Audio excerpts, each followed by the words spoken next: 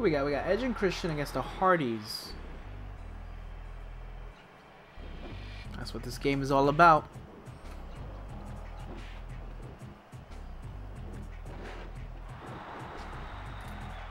Alright, let me go to my dashboard.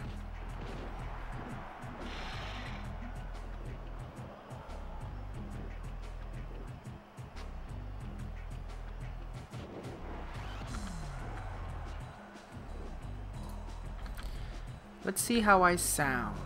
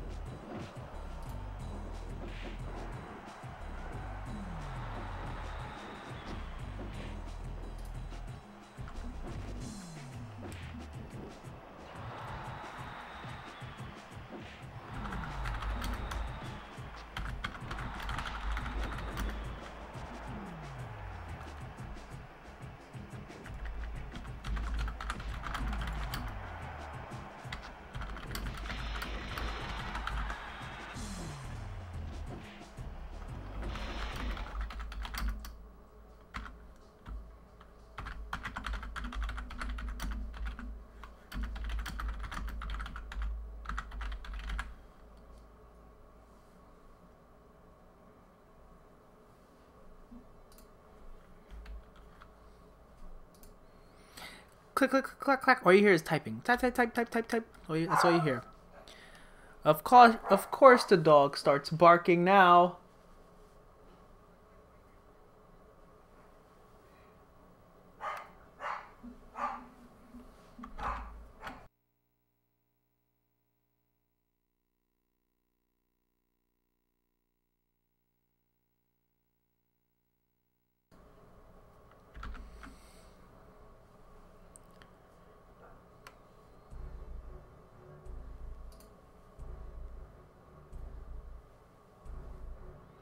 That's not how you smell SmackDown at all.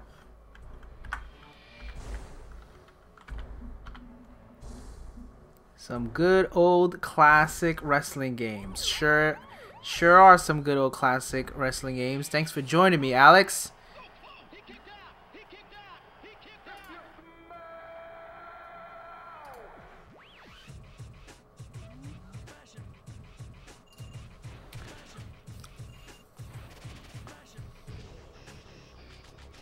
I'm gonna get started in a little bit. I'm just putting out some notifications.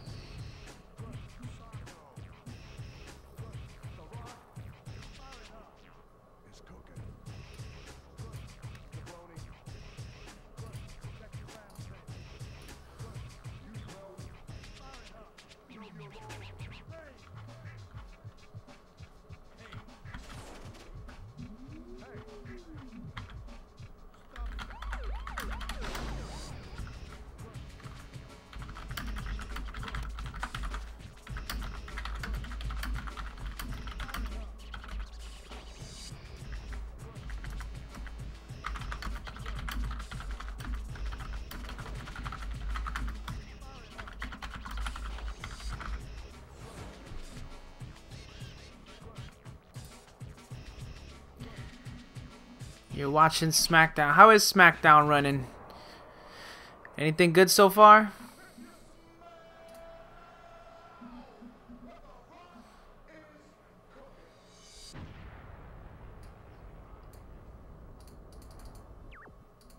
WWF No Mercy.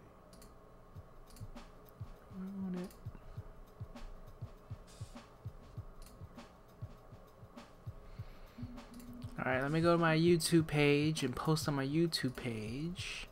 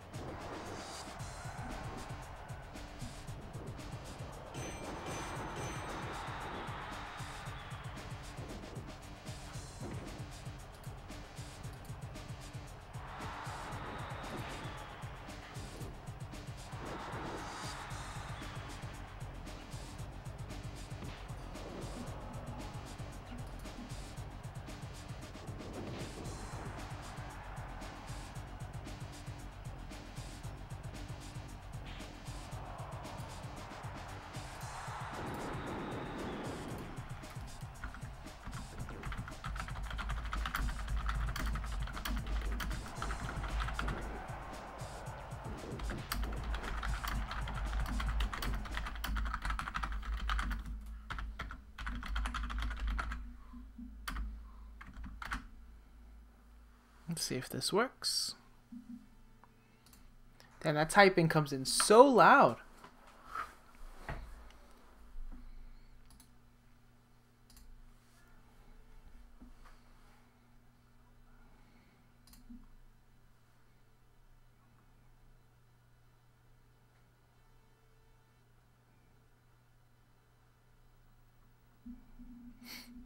Sweet.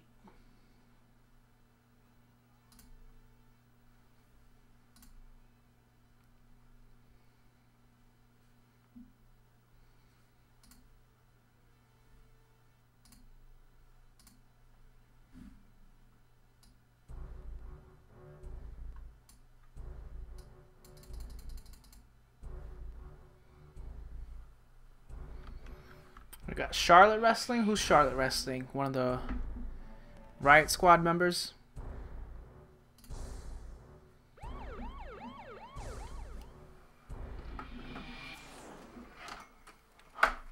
Yeah, I got some calls in this one. Who do I have? So it's all the calls that I made recently. I got Nakamura.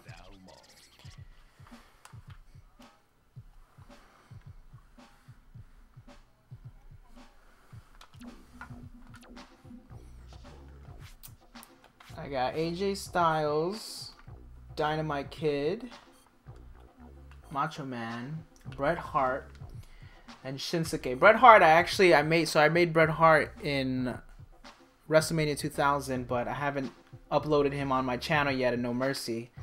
Should have him uploaded at the end. Hey, how you doing?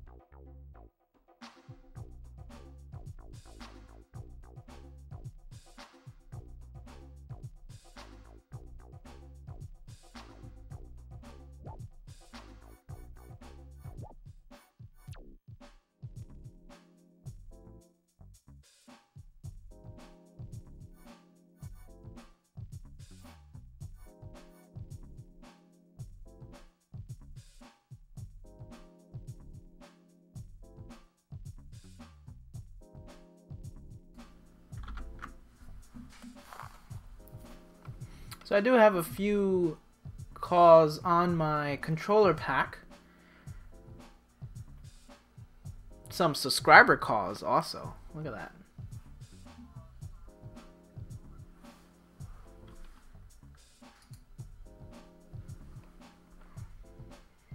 I don't know.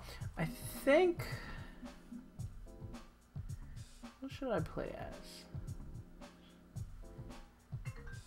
Is that my phone? Of course that's my phone.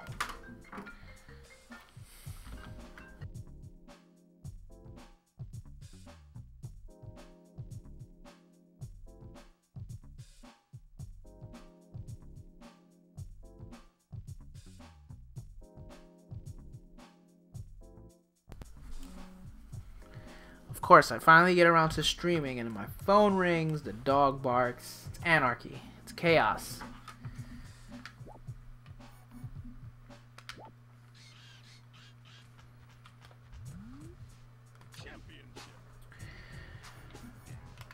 So this is my EverDrive, so I have to unlock everything all over again.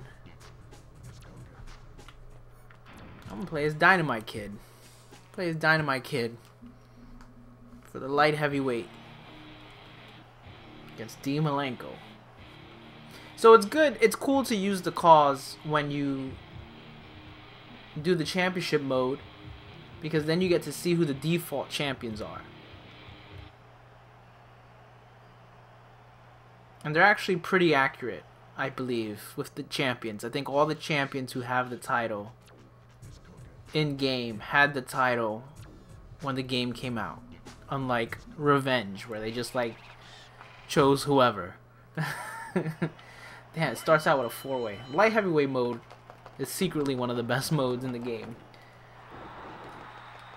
Because it just starts out with a 4-way dance.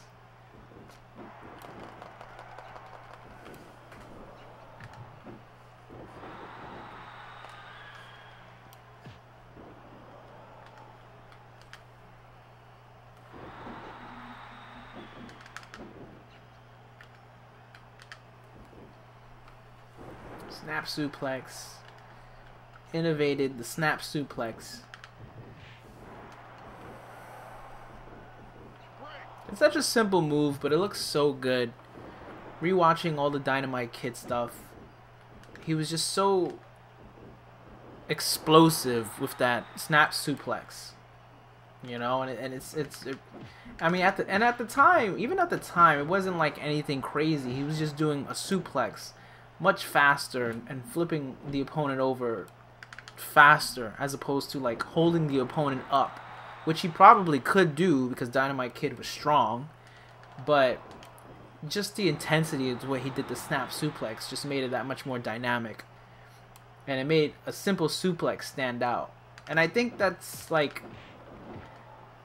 I think that gets overlooked these days. I think a lot of wrestlers try to overcompensate. They try to do all these big flashy flips and moves. And even watching, like, I was watching Bret Hart stuff for, you know, my call for Bret Hart. And, you know, even the way he did his regular suplexes, he just did them a little bit differently. Or when he would do the suplex where they would both fall outside. You know, it was just little things like that. You're just taking a regular move and you're just doing it a little differently, and I don't see that enough anymore, you know? And that's part of the joy of going back when I'm doing research for the cause, going back and watching the wrestlers, and you know, because they're not all doing like 450 splashes and all these crazy things, but they're taking things everyone else does and just making it their own, you know? And that was the thing about Dynamite Kid. It's like he did things his own way, and you definitely could tell. And it's interesting how, like, well, people will emulate his style, you know, because, you know, oh, I'm going to wrestle like Dynamite Kid. Whereas what you should be doing is wrestle like yourself. You know, learning from Dynamite Kid. Dynamite Kid wrestled like himself so that he could stand out, as opposed to wrestling like other wrestlers.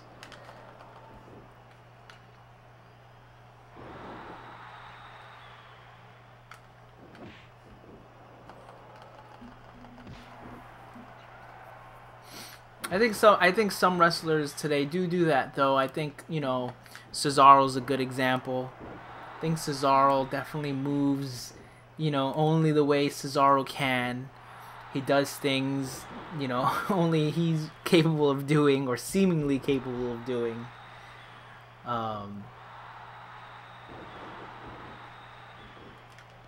Naito is another good example. He just, the way he moves around, the way he puts a little bit of his personality into like the most basic things. That's the stuff that sticks out to me when I'm watching wrestling. To see, you know, how someone does a suplex differently from someone else. You don't have to impress me by doing like, you know, some crazy 450 springboard into a hurricanrana. You know, we're not all Rey Mysterio, and it's okay. But I want to see how you do things differently from other people.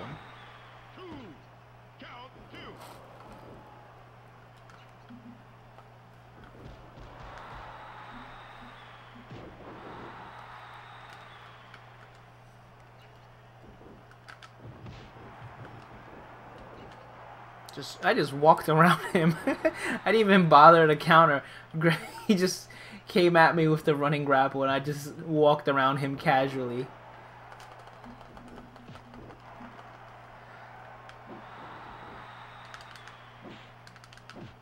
You know, I'm not crazy about when they wear clothing in these games, you know, because it's like, all right, that hat would have fallen off by now. And that was always like the funny part when Too Cool would wrestle, you know, like they would try to wear their clothing and it would only last for a little bit.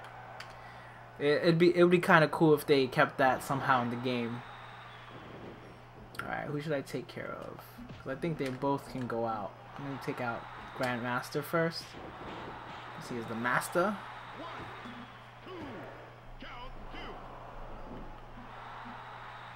No, I guess that didn't work. Alright, let me see if TAKA will go out.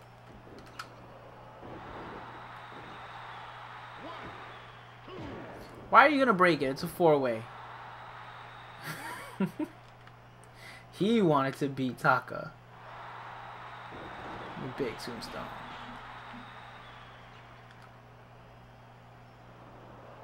Boom. Ah, oh, come on. He was right there. Should be letting the computer team up with me, but I'm being greedy right now. Just warming up the fingers. Taking out both of them at the same time. Making it sort of a handicap match. Big power slam.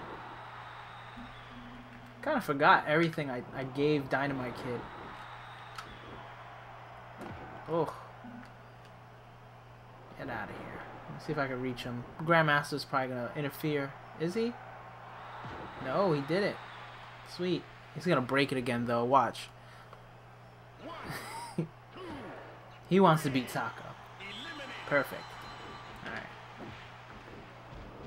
Monkey flip. It's over.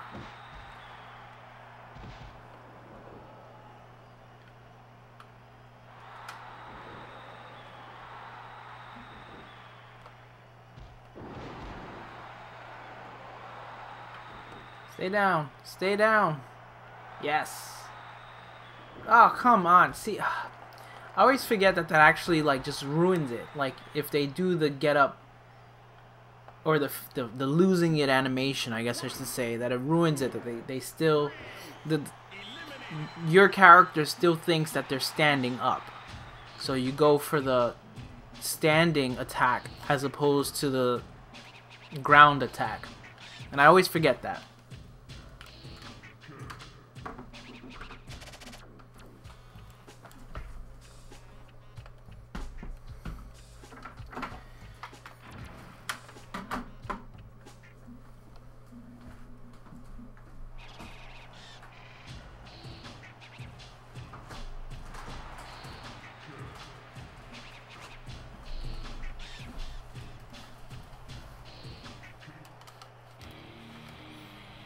See what's going on in the land of SmackDown. I can use these opportunities while people are entering to check out what's happening on SmackDown. Anytime, anywhere. Dean Malenko and Dynamite Kid. I believe Dynamite Kid wrote about Malenko in his book. If I remember correctly, he kind of made fun of him. Because, you know, in his book, Dynamite Kid would go out and party. And he was talking about the Malenko brothers, how after the match they would just go to their room and then like go to sleep. And Dynamite Kid was like, "Oh, talk about living life in the slow lane." He said something like that in his book, and it's like, well, you know, look at Dean Malenko now. Look where he is now. You know, it's just, I don't know. I understand it was the culture back then. You know, these guys, they live these fast lives. But I don't know. I kind of, you know, I think about it like, you know, if I was in that position, you know, maybe just that adrenaline high, you know, it becomes too much for some people, and it's hard to come down from that high. And that's exactly what Dynamite Kid was. You know, he was addicted to that high, very much so.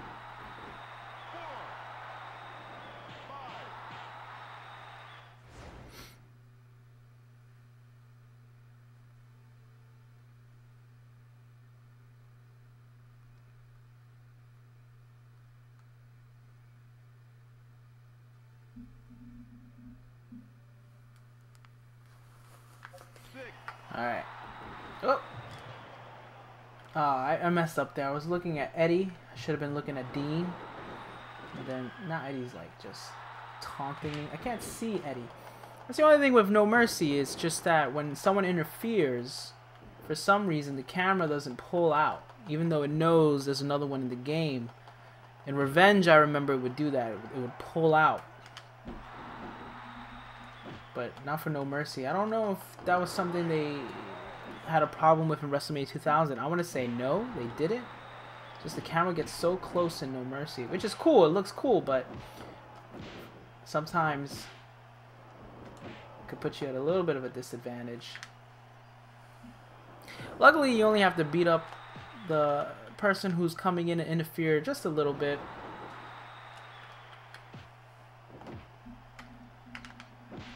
Oh, he countered that. I'm gonna give... Oh, I got Dean. Alright, I'll give Dean a snap. And then I'll give Eddie a snap. And that should be... That should scare him away. Oh, he blocked it. I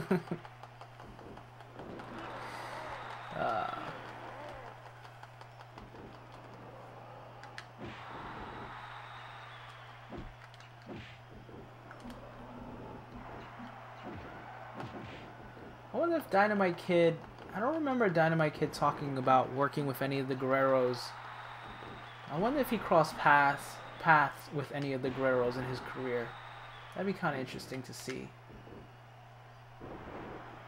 Obviously, not Eddie, because Eddie would have been too young.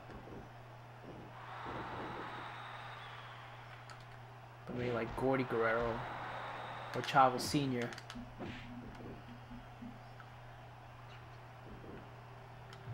Because Chavo might have been, I don't know, Chavo Sr. might have been in WWE, or did he, you know, I don't remember if he briefly wrestled in WWE in the 80s. I could be wrong. I don't think he ever did. I would have to look that up.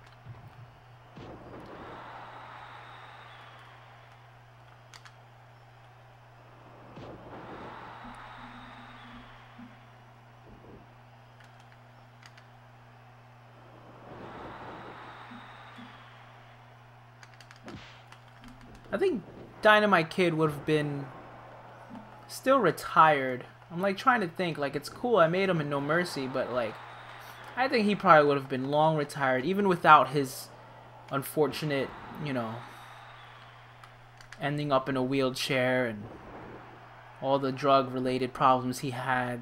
If he managed to stay healthy, I wonder how long his career would have lasted him, how far he would have gone. He probably would have done like Vader and Stan Hansen and probably just stayed in Japan no matter what. Because he was definitely getting up there around the late 90s. Obviously his health and his addictions aged him a lot quicker. But it would have been interesting to see how far into the, you know, late 90s, even early 2000s, he would have been able to go. A lot of what ifs with Dynamite Kid, man. A lot of what ifs. He burnt out too soon, I think. Burned out way too soon.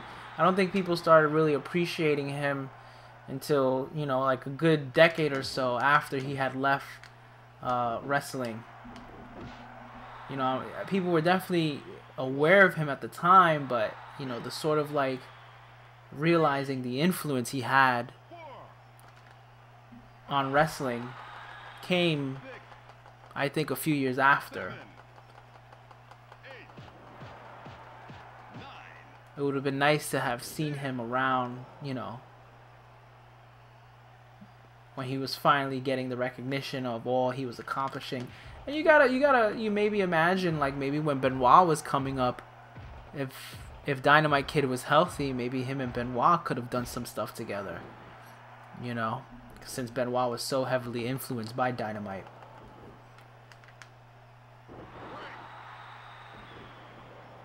Oh, this is turning into a barn burner, as JR would say. I don't know why I went for that. But what would you expect? Two great technicians going at it. Dean Malenko is easily one of my favorite wrestlers. I don't think he gets enough credit, you know.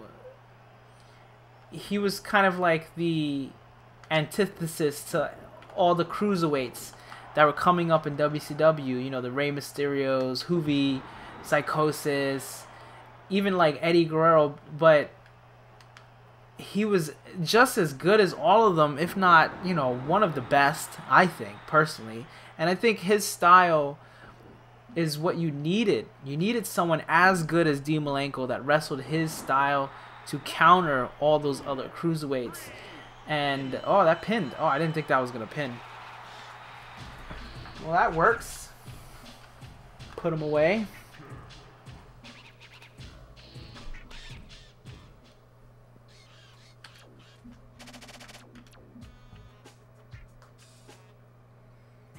Uh-oh, the Fink. No contest. Come on, Fink. Malenko's still champion.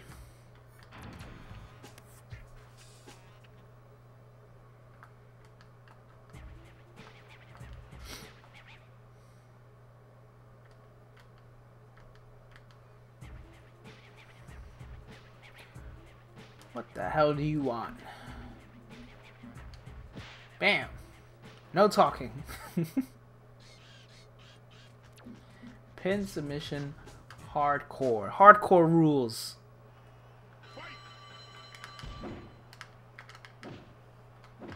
Ow. Oh, he's getting... Oh, Eddie's getting aggressive. Man, Eddie and Dynamite Kid. That would have been something.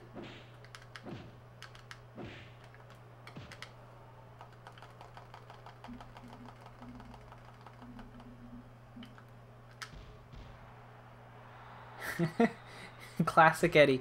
Taunting because I missed a move. He would do that.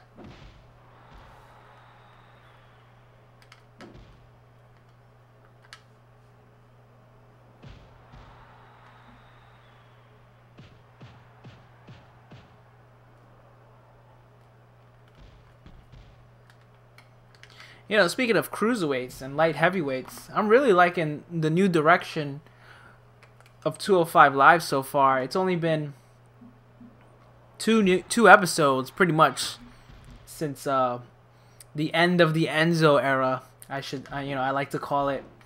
And now that's Rockstar Spud. What are they calling him? Maverick? Something Maverick? I still call him Spud. He's always gonna be Rockstar to me. But the matches have been really good. Too bad the audience has just been so quiet. It's gonna be interesting to see.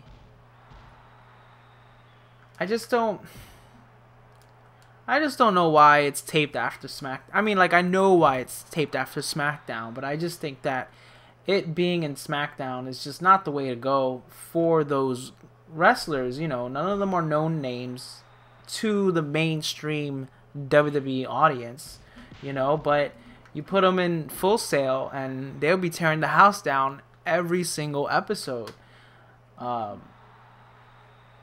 But I don't think they'll ever, like, do that. Drake Maverick. Thank you. Drake Maverick. Yeah. Sounds like a cartoon villain. I wonder who came up with that name.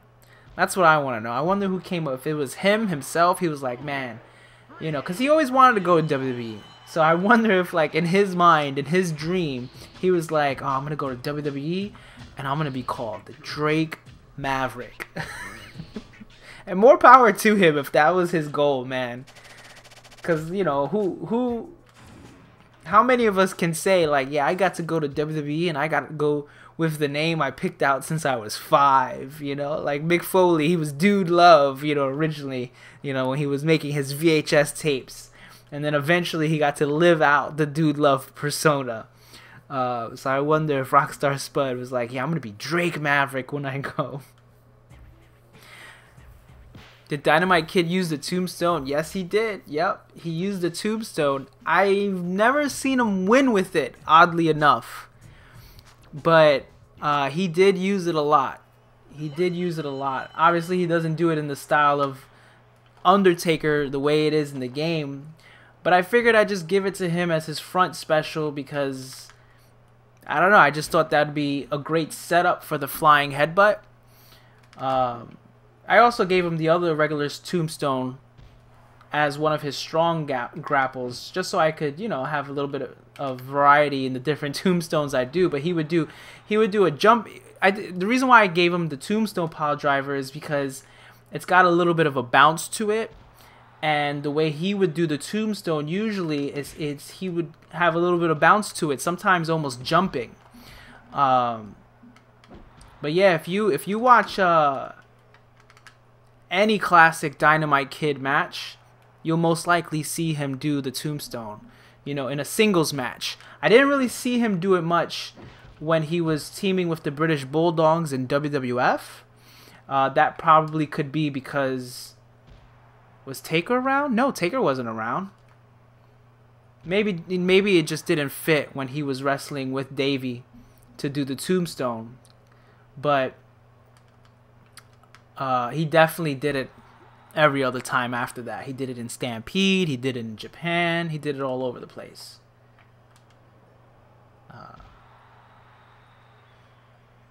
I mean, that's part of what makes the feud with Tiger Mask so cool. You know, the match where they got the 5 stars, you know, the 5-star match, which was the big blow off match that ended kind of in a no context. Well, I could still do a tombstone here. Well, I'm gonna try to do the strong one. I think I put it down B. Yep, there we go. Boom, tilt-a-whirl.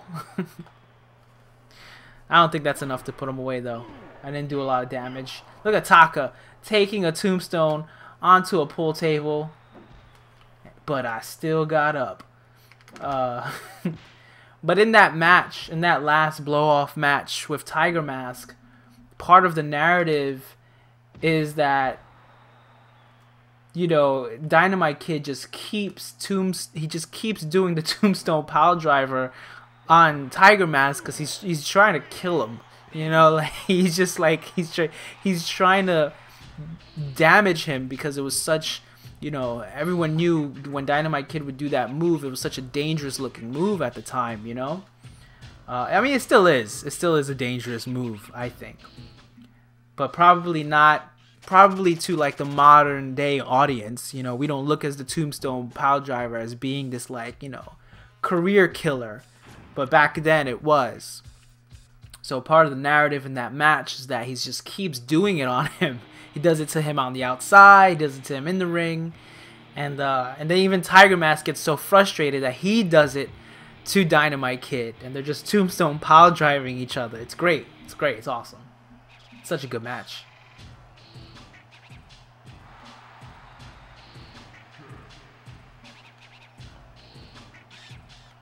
This is the most I've seen Dean Malenko talk on the mic. That's not true. He used to cut some good promos back in WCW. Here's Eddie Guerrero, Eddie and Dean. What a great feud we got going. Eddie, Dean, Dynamite Kid, and Taka. Yeah, the Aki games, man. I have a channel on YouTube, man. If you check out my channel, it's all about the Aki games right now.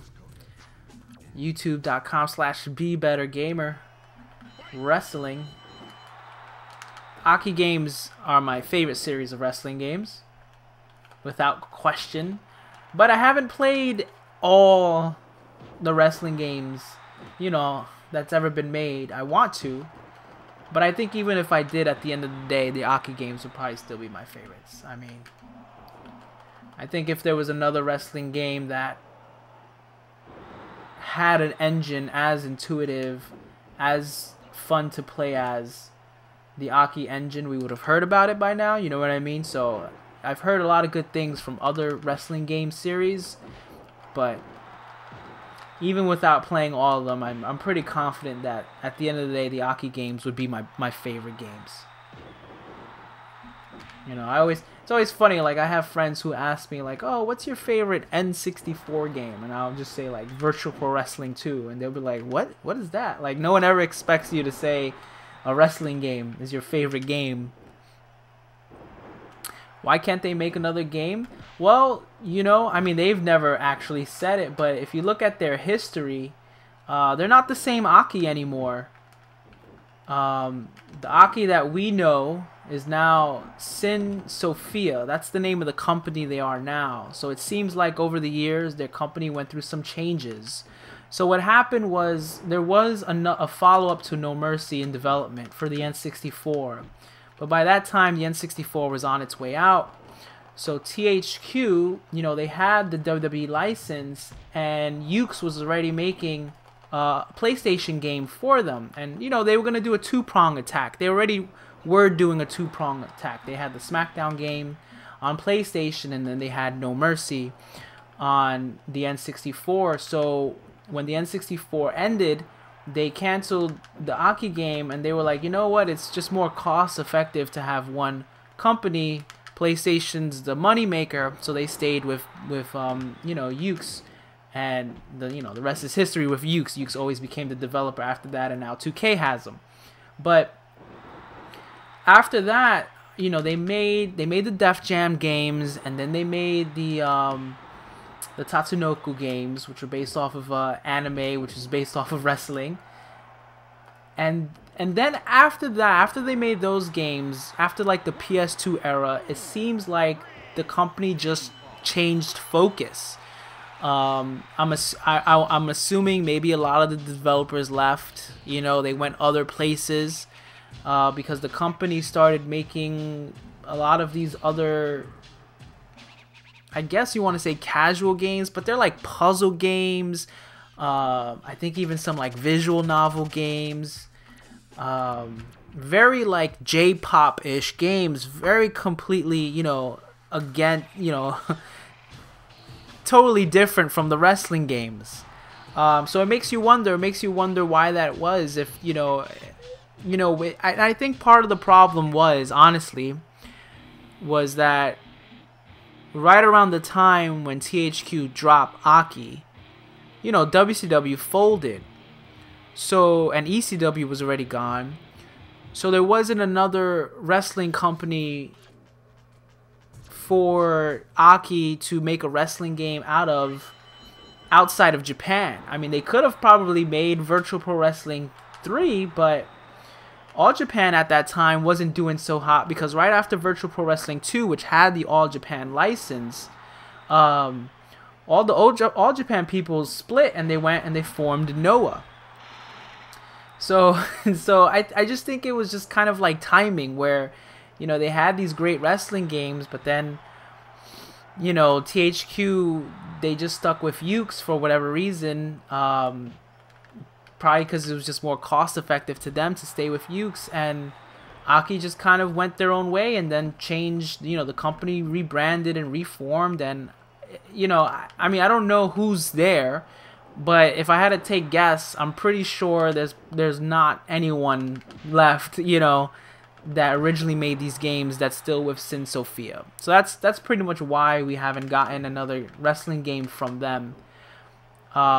It's almost sort of similar to the Fire Pro series, but the Fire Pro series took a lot longer to fade out.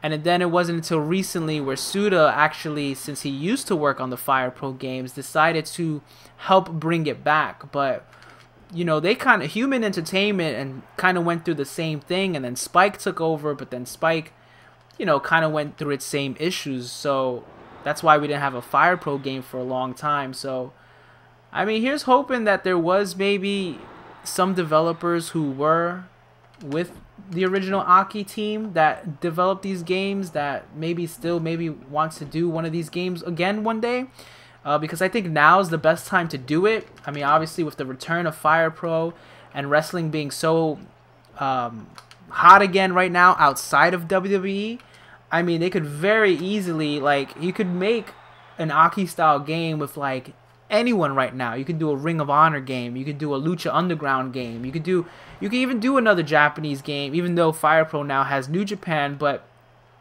you know, they could maybe just do another, you know, non-licensed wrestling game with, you know, like how they did Virtual Pro 2. That's what I think. But, you know, it all depends on the wrestling companies too. You know, they gotta want these games. And I think as a game development company, you're gonna go where the money is to survive, and I think that's what happened with Sin Sophia. No one was paying for a wrestling game anymore, for them. So, you know, they tried it a little bit. They tried making these sort of like offshoot action wrestling games, but when they saw it wasn't really bringing in enough cash, they probably, you know, shift focus and started doing something else. It happens a lot in game development. You know, there's a lot of companies from the 90s and early 2000s that aren't around anymore, or just, you know, aren't what they used to be. I like, you know, the biggest thing that comes to mind is like Rare. Like, you look at Rare back at the Super Nintendo N64 days, and you look at Rare now, like,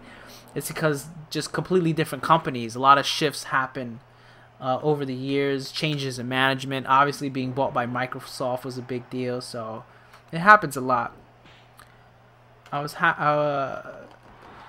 Yeah, I mean, you know, I was actually kind of surprised that they got a New Japan license, but again, it makes sense because Suda is such a big modern day wrestling fan, so business wise it would make sense that he would try to get an official license attached to his games. But Fire Pro rarely ever had a license attached to their games. You know, they had, back at the Super Nintendo days, they actually had some All Japan women's wrestling license games, which is pretty cool, but they never had a license from New Japan or All Japan or Noah. I think it's neat. I think it's neat that they do have the license, because then it kind of like saves, from a player perspective, it kind of saves the headache of having to remake all the New Japan people, because that's like the most popular one now, you know what I mean? So of course everyone's gonna try to remake all the New Japan wrestlers, and since they're already gonna be there, they're gonna be official. I hope it brings just more, sort of like what they did with the Takayama, where they bring more DLC based off of real people. Hopefully it'll be more as packs. I know the Takayama thing was just one pack for him, but that was to help, you know, fund his medical bills for his cancer treatments. But I hope in the future maybe they will do an All Japan pack, maybe they will do a Noah pack, or even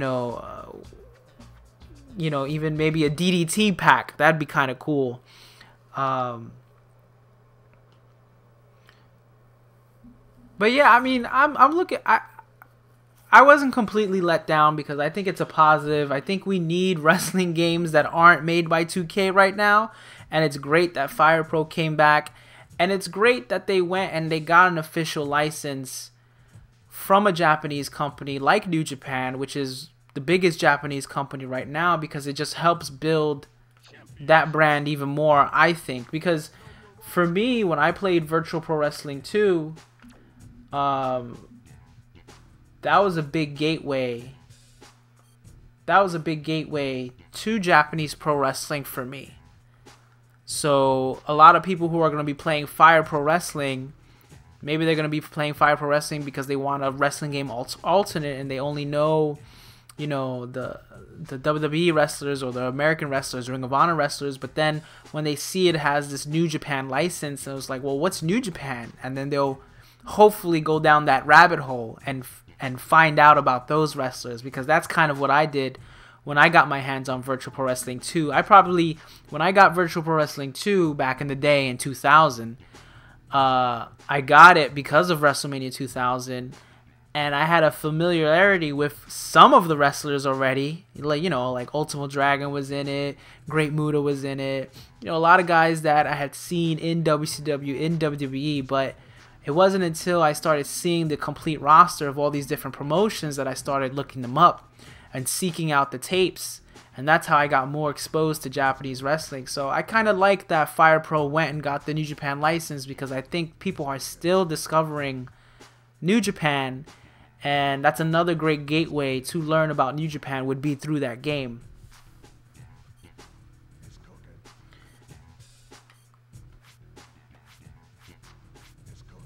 You always gotta look at the positives and the negatives, I think.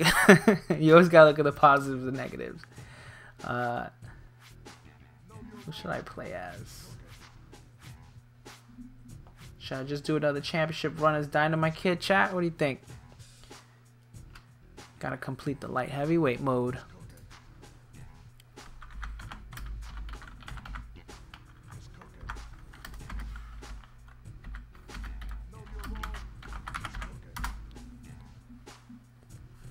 Trying to think.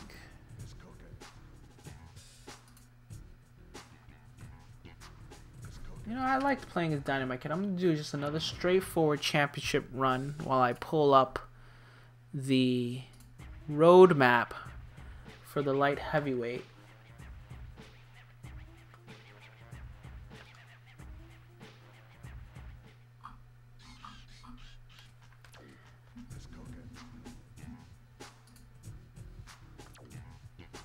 Oh, here comes S.A. That's who I should play as. I should play as S.A. Rios. He's one of my favorite characters to play as in this game. And I'm not even joking about that. I love S.A. Rios in this game. He was my very first Let's Play. Was S.A. Rios. Miss you, my guy. What's up? What is that? Fire Lotus. I could barely see the name. The green is so bright. You missed me. I'm sorry I was gone so long. I'm back now. It's Mark. Oh, okay. Well, yeah, we talked the last time I streamed, right? My other Nest buddy. Oh, Mark. Oh, Mark, how you doing? My Nest soulmate. Not my buddy, my Nest soulmate. You still playing? You still playing Smash over there on at Game On?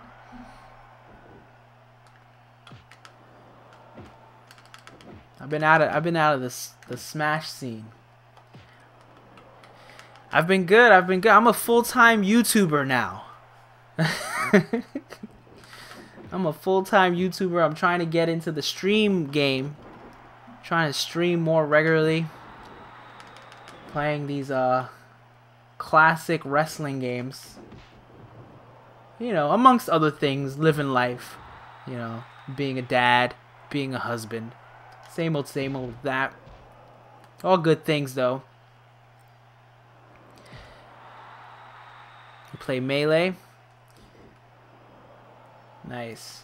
Yeah, I haven't touched Smash in a long time.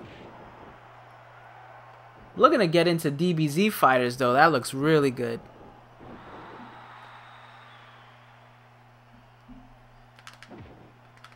Don't really have an outlet for other wrestling, you know, current wrestling games besides Fire Pro, so I tend to look at fighting games to sort of scratch that itch. And DBZ Fighters looks good. Also, Tekken 7 looks pretty good, not gonna lie. Tekken looks pretty. I've been eyeing Tekken a lot, and I'm excited that Soul Calibur's coming back. So there's a few fighting games that I might gravitate towards, you know, while we all wait for Smash on the Switch, because you know that's gonna happen eventually. And then I'll probably get a Switch when that finally happens.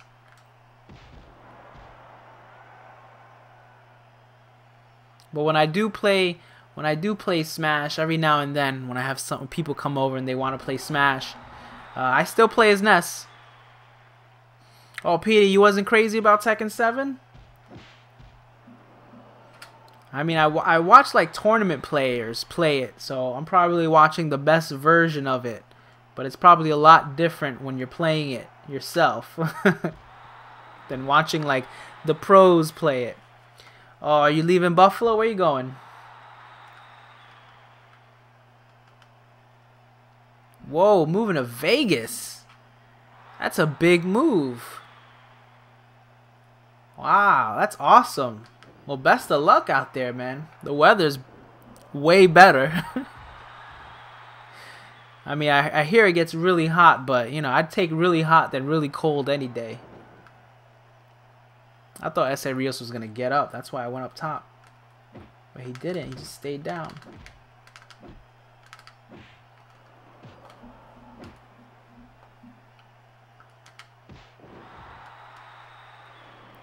Yeah, no more snow indeed. That's cool, man. Any particular reason why you're going to Vegas? Is it school related, or is it just like, are you going with your parents? Is it something you're doing on your own?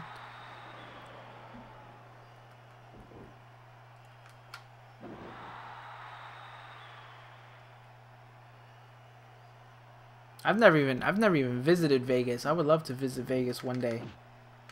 That'd be really cool. It'll be closer to Evo. Nice. Well, that's good. You'll be closer to Evo now. Maybe you can make this year's Evo. Because that's in Vegas, right? I've always wanted to go to Evo. Just to spectate. I don't think I'd ever be good enough in any fighting game to compete at Evo. But damn, I just knocked out poor S.A. Rios. I am unnecessarily beating up S.A. Rios right now. Nice. You should go. Just to be part of the hype. I would just sit there and just watch all the big screen matches, all the Guilty Gear, all the all the BlazBlue games I don't even play, just to be surrounded by the energy in that room.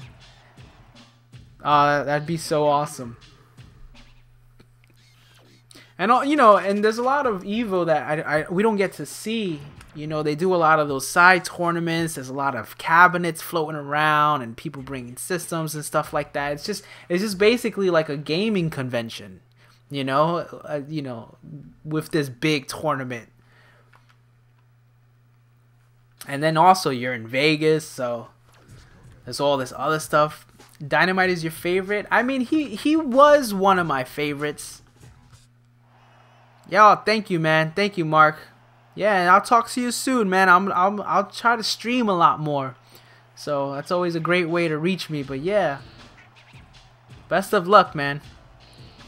Yeah, going back to Dynamite Kid. Dynamite Kid, he was one of my favorites growing up. He was. I mentioned this. I did a Let's Play about him.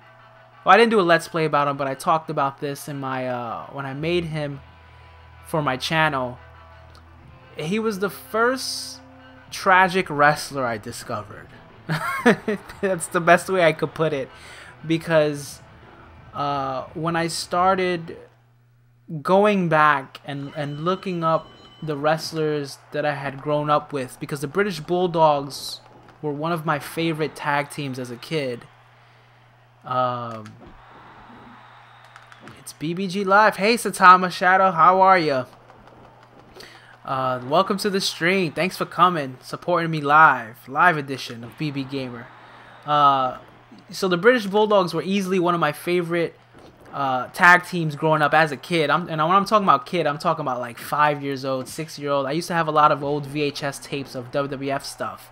So I watched them in Survivor Series. I saw them at WrestleMania 3, and I just loved them. I just loved them every time they came out.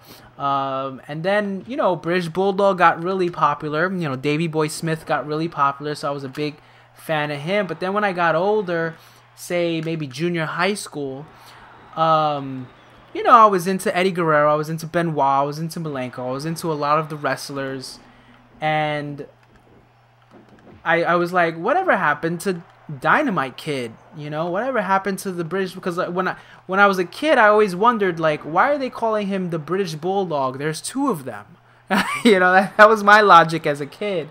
So when I got older, I looked him up. I was like, well, who? Oh, Dynamite Kid. And then, that's when you would read about how, like, he was this influential wrestler and this and that. Oh, these matches with Tiger Mask. And, I was sort of getting familiar with Japanese wrestling at that time. So I just started like watching a lot of his old stuff. And, growing up, before I became like a fan of like wrestling, Bret Hart was still one of my favorite wrestlers, and then I was even more of a fan of him when I started to appreciate, pro wrestling as like an art form, I would say, rather than just a spectacle, because you get older, you're not watching it through the lens of a kid anymore. So it was easy for me to fall in love with Dynamite Kid, and I saw that he had a book. So I was like, oh, let me read his book, because this was before Have a Nice Day. There weren't really, a lot of wrestler books out there. So I read his book, and I discovered his story, and I was just blown away about how tragic it was and how heartbreaking it was. And so he was my favorite for a long time, kind of because of that, because I kind of felt like I learned a lot about the world of wrestling through the story of Dynamite Kid. And the wrestling that I was watching and appreciating at the time really was kind of all coming from what Dynamite Kid was doing. Oh yeah, Bret Hart is easily still one of my all-time favorites as well. Awesome YouTube channel. Hey, thank you, man. Thank you for all the support. I'm trying to work hard on it, trying to keep up the content. British Bulldog is definitely underrated, I think. I think he's one of the most underrated wrestlers of all time.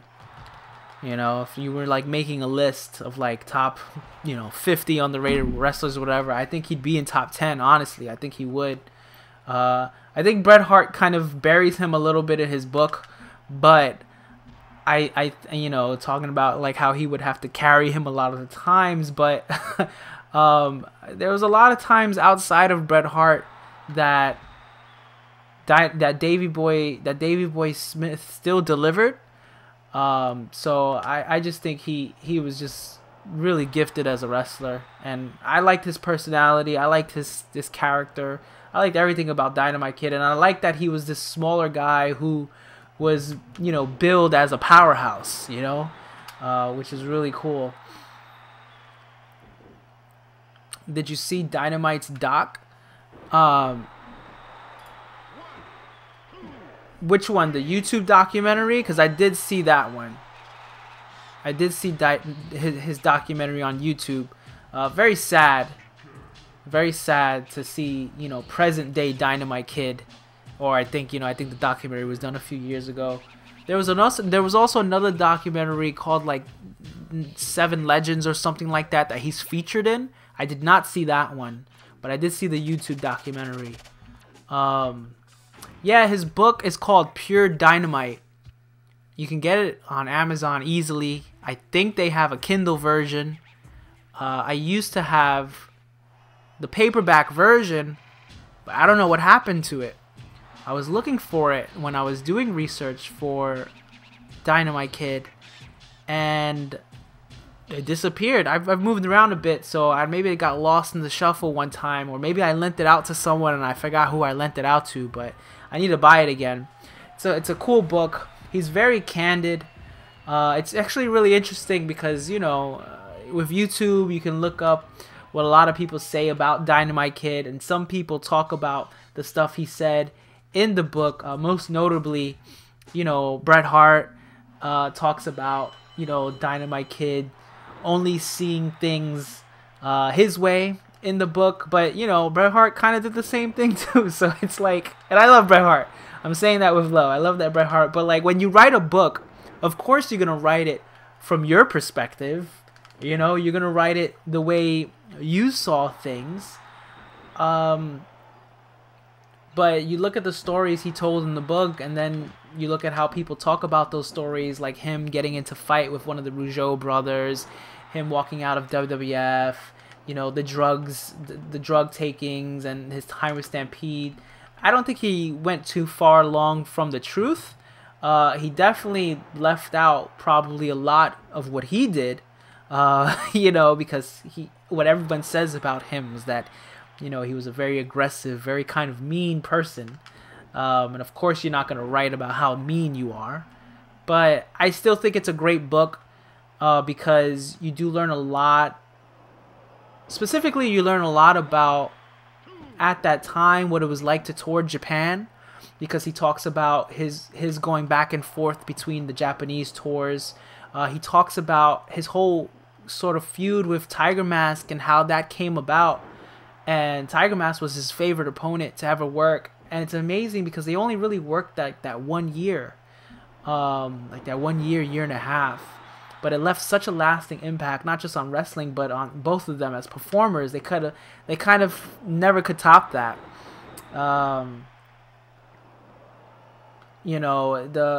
Again, it's a very heartbreaking book because he's very upfront with his drug use. He's very upfront with the fact that, he wasn't a great husband. So it's a very sobering look at the life of a pro wrestler, but also like looking at it in the context of wrestling now.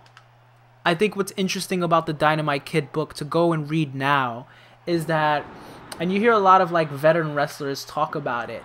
Wrestling's changed in that sense. A lot of the younger guys, a lot of the guys coming up, you know, that are like my age, that are like in their 30s, you know, the Sami Zayns, Kevin Owens, Will Ospreays, Ricochets, all the young guys from like the mid-20s to 30s, they don't act like the wrestlers from the 80s that were in their 20s and 30s. They don't go out and party and, you know, do all these hard drugs, and you know, they play video games, they watch wrestling, they're all fans, they're all geeks of wrestling, and it's a lot different now. You know, and some people say that's kind of a good and a bad thing, because, you know, the wrestlers today, you know, some people will say they're kind of soft, and I don't think they're soft. I think they're just kind of learning from the mistakes of the wrestlers that they grew up and idolized, because you look at Dynamite Kid's book, and, you know, that was the mentality. You went out, you partied, you did drugs, you drank, you got into fights. That was the life of a wrestler. You never turned it off. And wrestlers today, they kind of know how to turn it off. So it's a fascinating look to see how wrestling has changed in that sense. And it also makes you wonder, not just with Dynamite Kid, but, you know, a lot of these wrestlers who kind of crashed and burned, if they didn't feel like they had to compete in that lifestyle, obviously their career would have looked completely different. They would have probably been able to accomplish a lot more, you know, stay healthier, and avoid a lot of those problems. Now, of course, there are people who wrestled in that time and are still around and are still healthy, but, you know, so it is, at the end of the day, the choices you make. But it's also just fascinating to see, specifically with Dynamite Kid, because he was an undersized guy who I think had the mind and mentality of a main event wrestler, and he understood wrestling, I think, in a different way at the time from everyone else. So he really was ahead of his time in more ways than one, and I think that's probably why he struggled with it, because, you know, he was trying to do things that no one else was doing, but at the same time, you know, he was doing that stuff to sort of get noticed, because he knew he had a disadvantage, you know, because he was so small, which is why he took the steroids, which is why he wrestled aggressively, which is why outside of the ring he would get into real fights with people, and because he wanted to show that he was tough in the land of the giants. He wanted to show him that he was a giant slayer. So that was another reason why I really liked his book, because you really get into the mindset of someone who, in a way, is trying to survive in wrestling. And, you know, we look back at him now like, oh, he's one of the best, he's one of the greatest. He wasn't getting that praise at that time. It was tough for him at that time. So it's really cool to see that. I think the book still holds up today, and it's probably even, you know, more worthwhile to go and read it today. Look at Crash getting up, but I still got up. Let me give him another one. I'm just gonna overdo it with these tombstone pile drivers and headbutts, just like how real Dynamite Kid would. He would throw those headbutts. You know, they talk about Ospreay and Ricochet these days. Go back and watch Dynamite Kid and see how many times he would do a tombstone or a headbutt in a match. He did not care. He would never win with those things sometimes. He'd win with like a cross body block or a, you know, a cradle or something like that.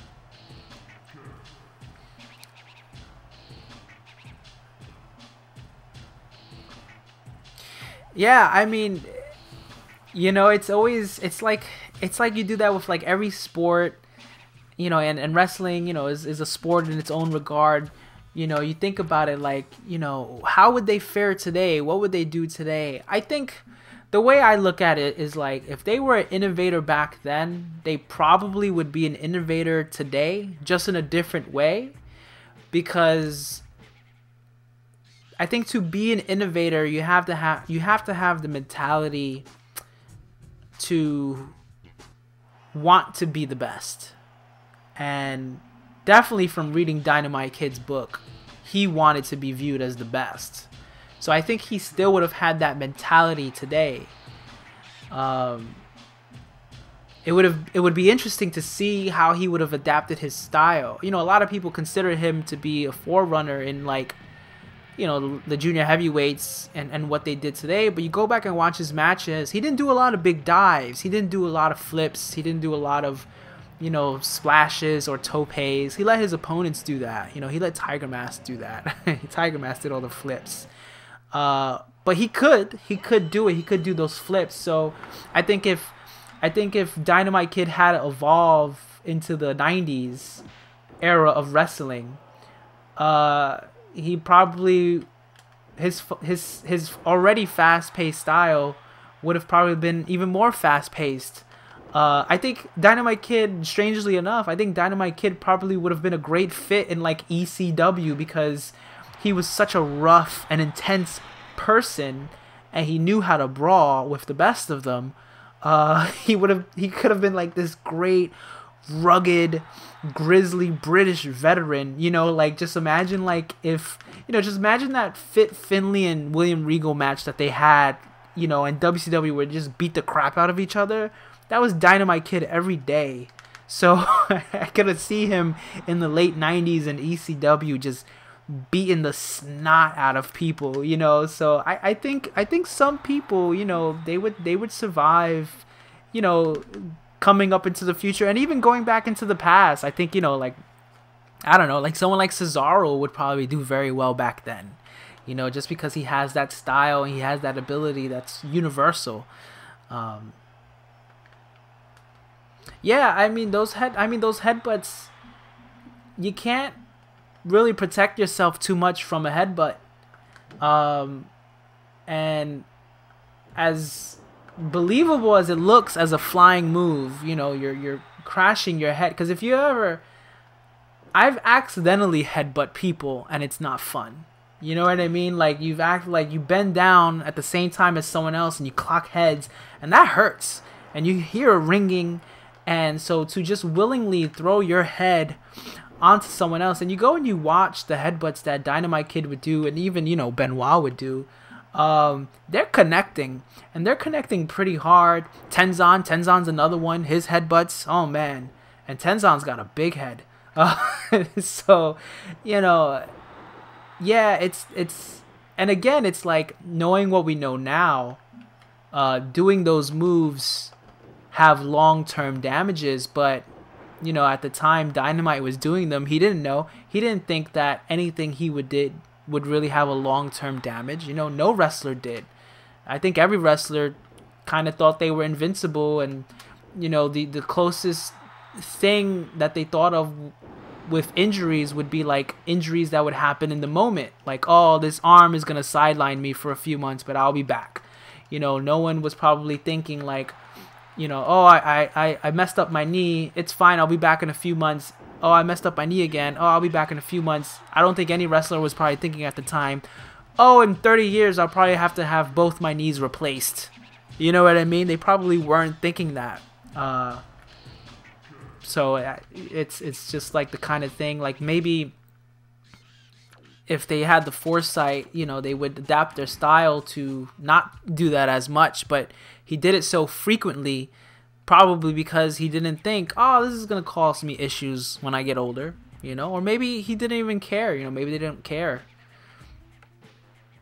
Any particular Dynamite matches you recommend watching? I mean, if you have access to New Japan World, you can watch all of the Dynamite Kid Tiger Mask matches. They're all on there. The whole series of matches they had. Watch them in order to see sort of the evolution, the story that's being told.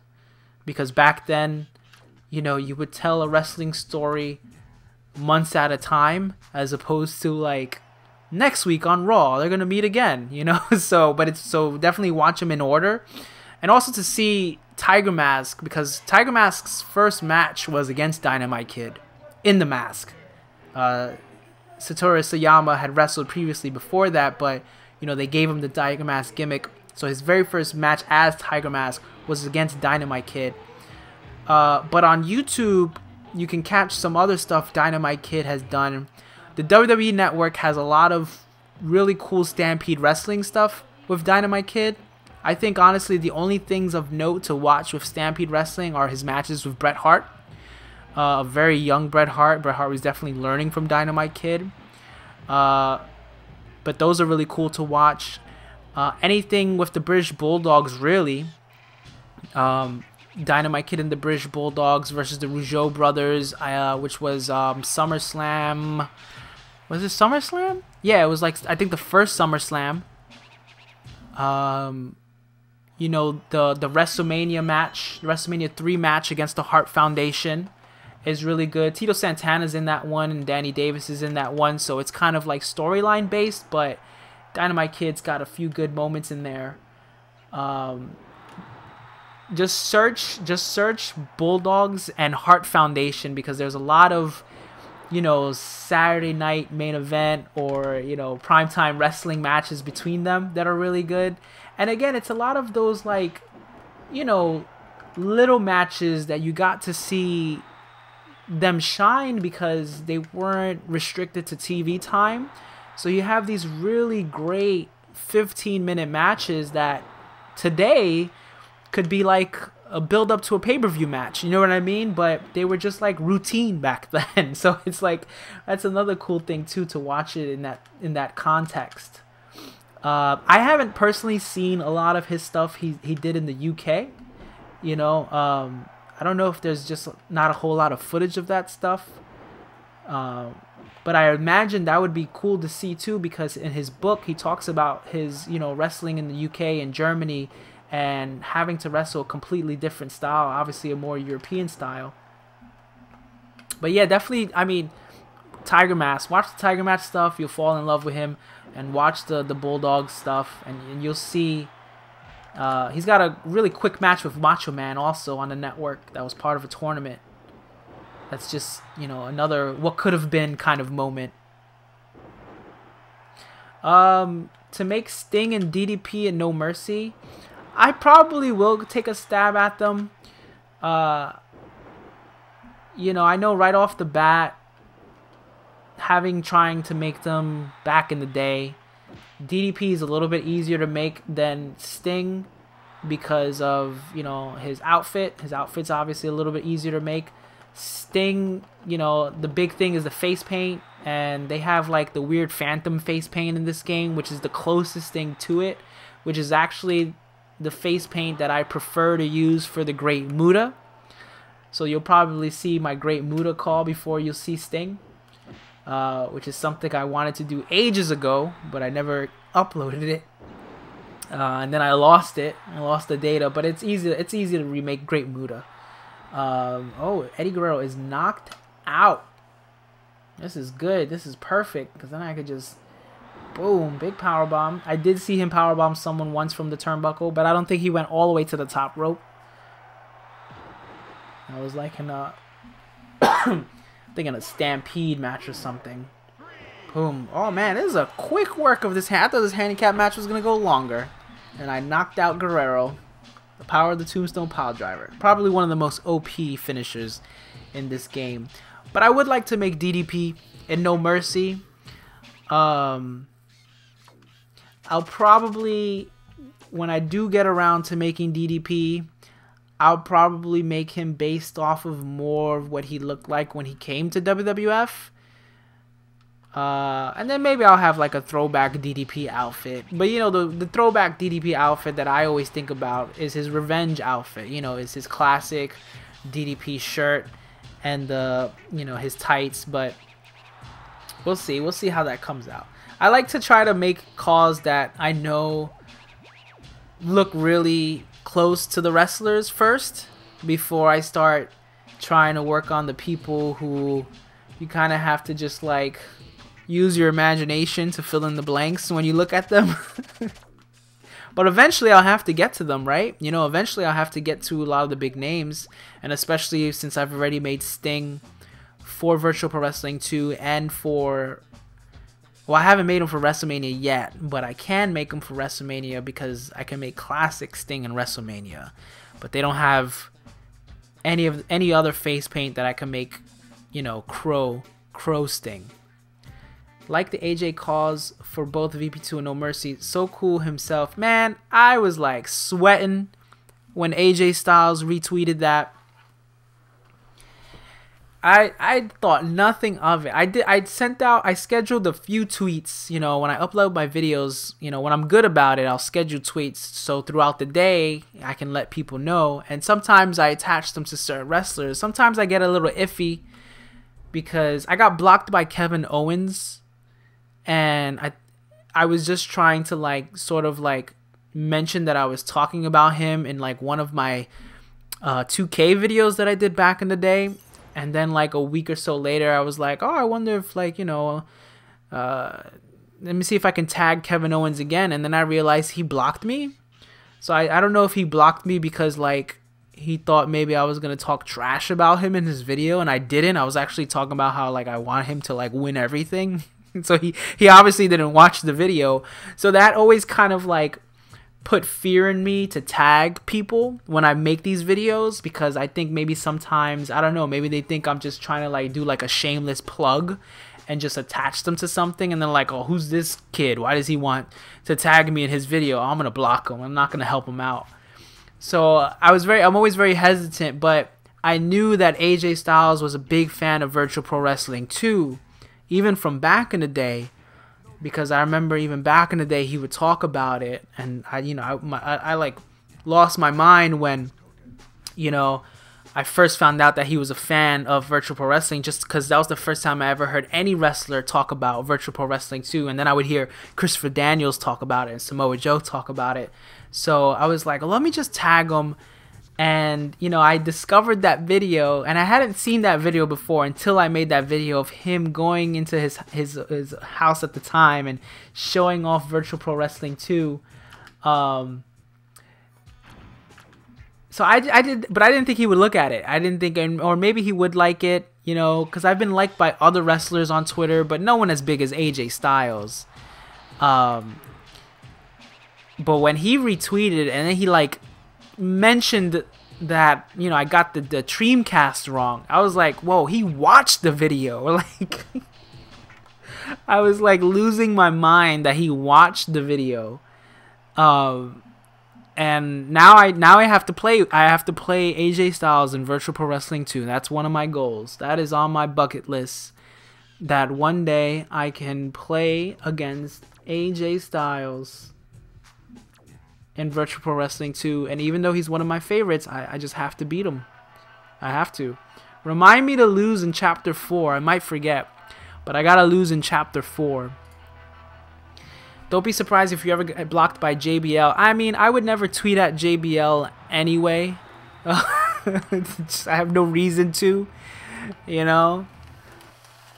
I'm not gonna lie, the APA is the only thing I ever liked JBL a part of, so I would never have any reason to tweet at JBL.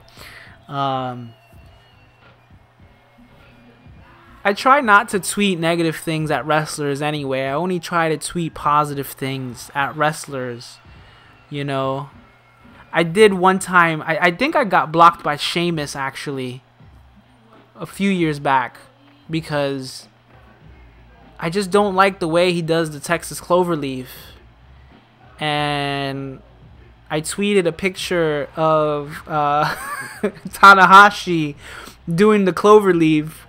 And I'm like, Sheamus, maybe you should see how Tanahashi does the Cloverleaf. Like, take notes or something like that. I was being playful. At least I thought I was being playful.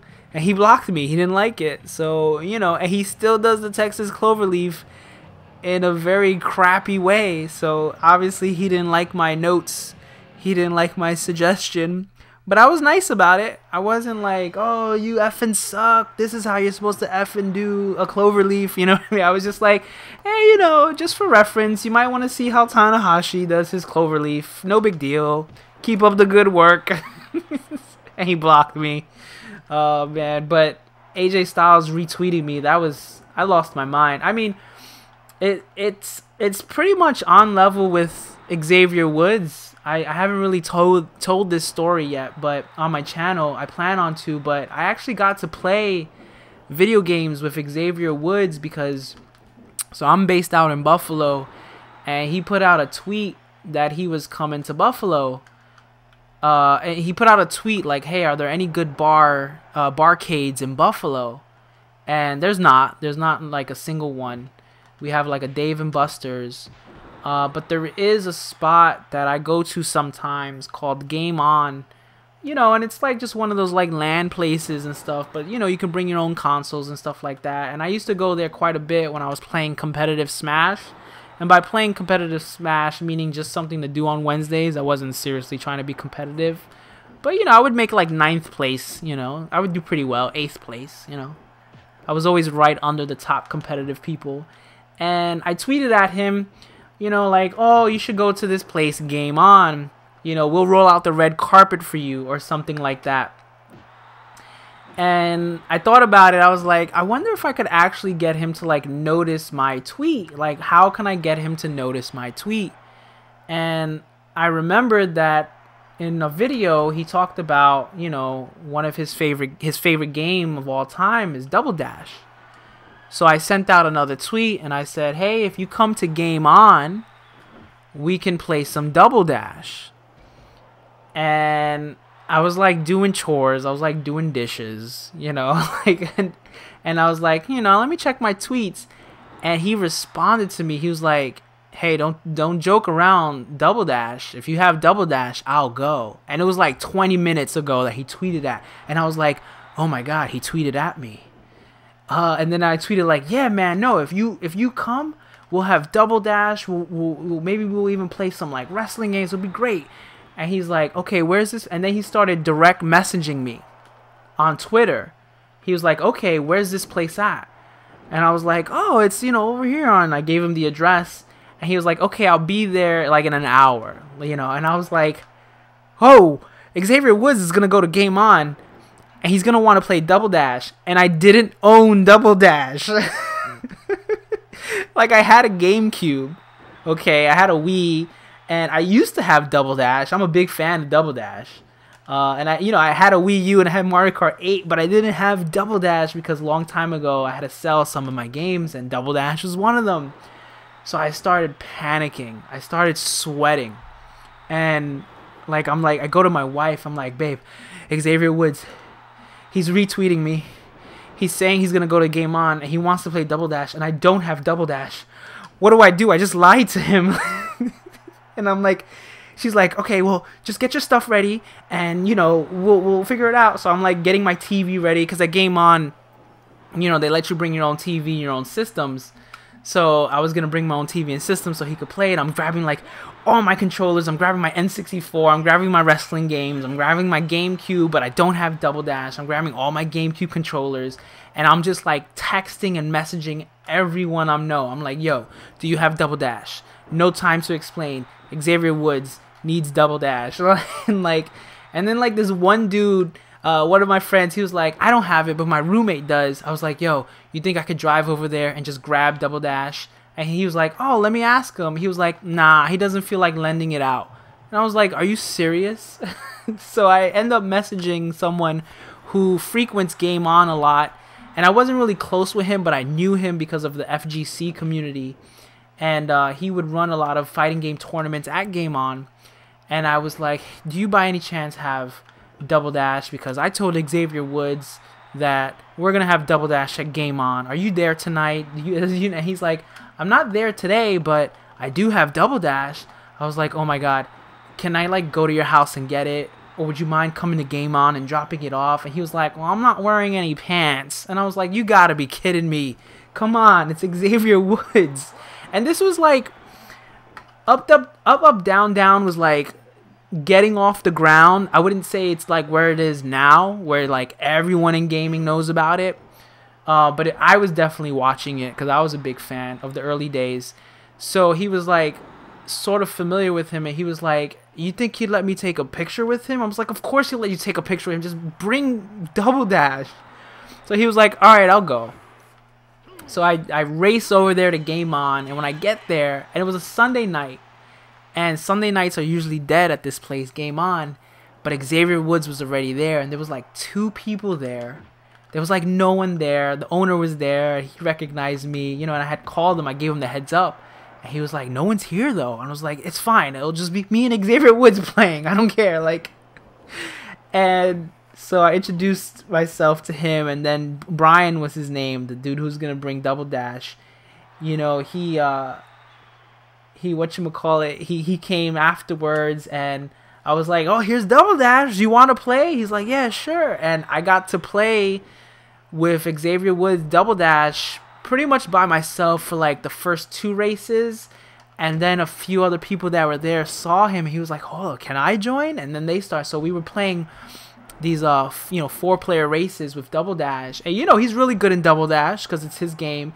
And I had been playing a lot of Mario Kart 8. And I didn't remember how fast Double Dash was compared to it.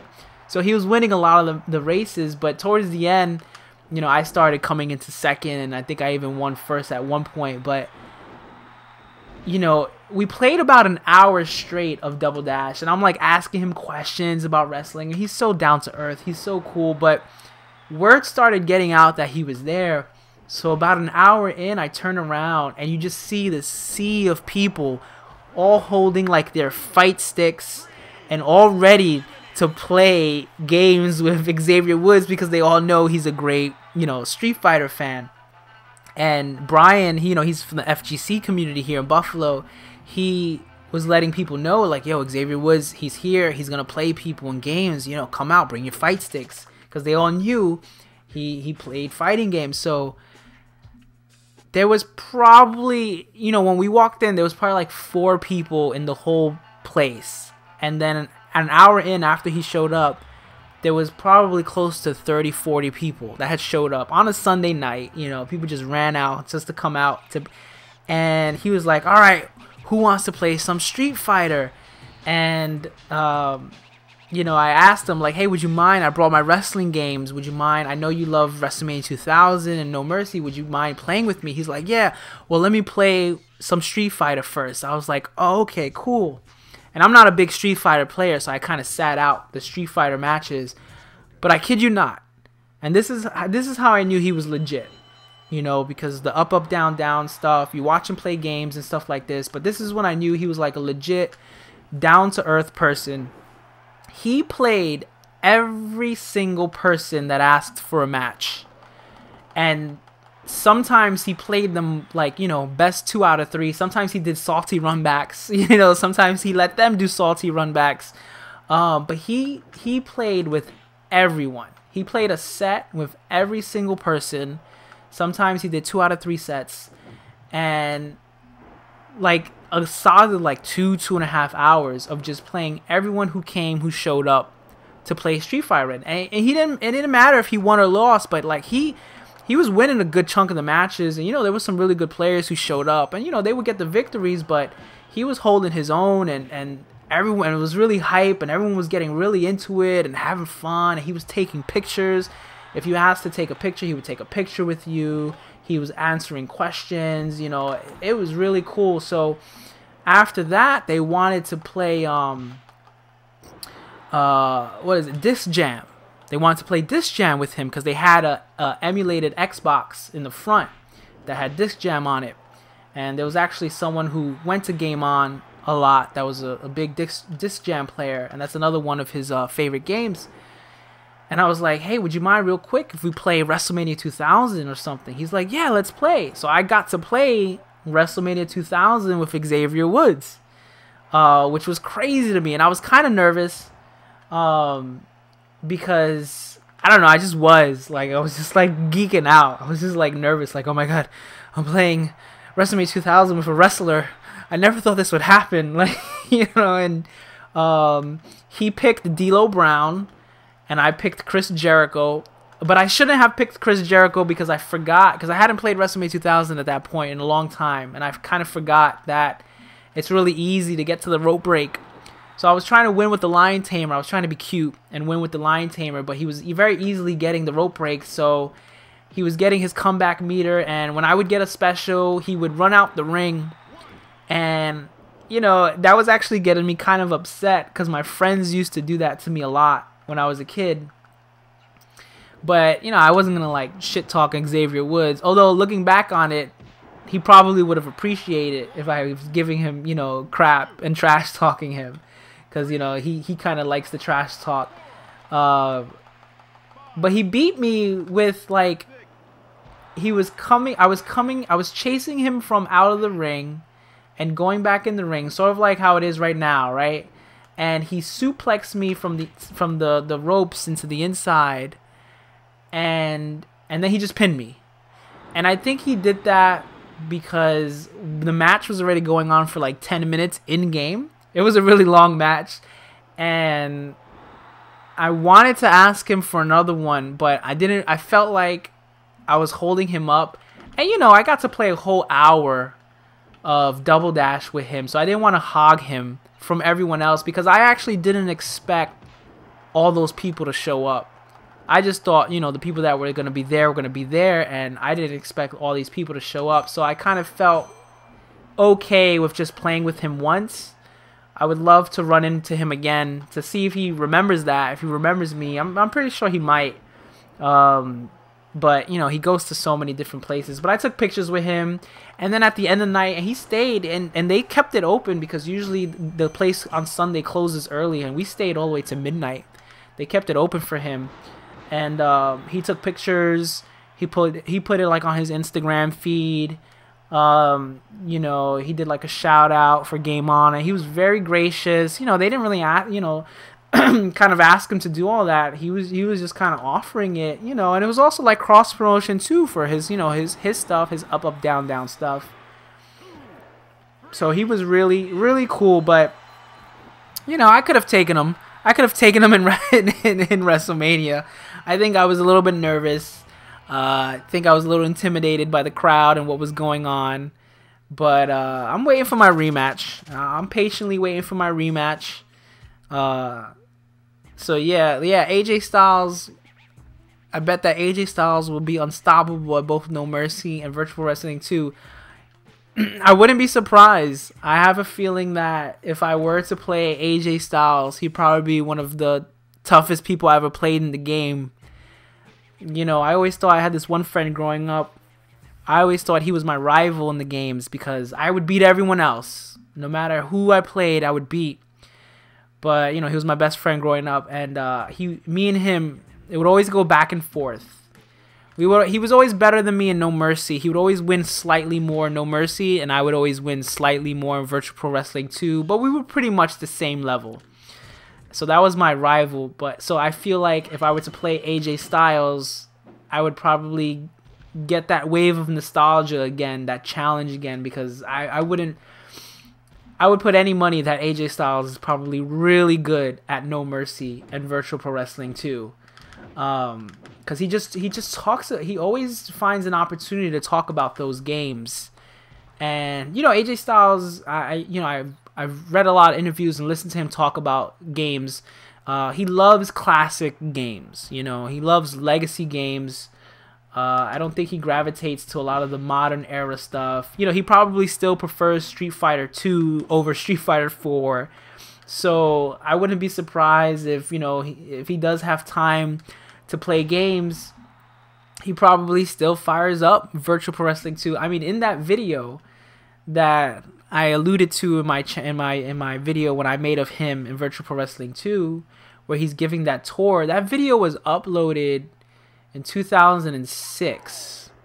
Okay, so this was 6 years after Virtual Pro Wrestling 2 came out, and he's showing his room tour, and he pulls Virtual Pro Wrestling 2 out of the cartridge. So like it lives in the cartridge, and I'm pretty sure in 2006 it was still living in my N64. You know, like the cartridge was still living in my N64, so I could relate.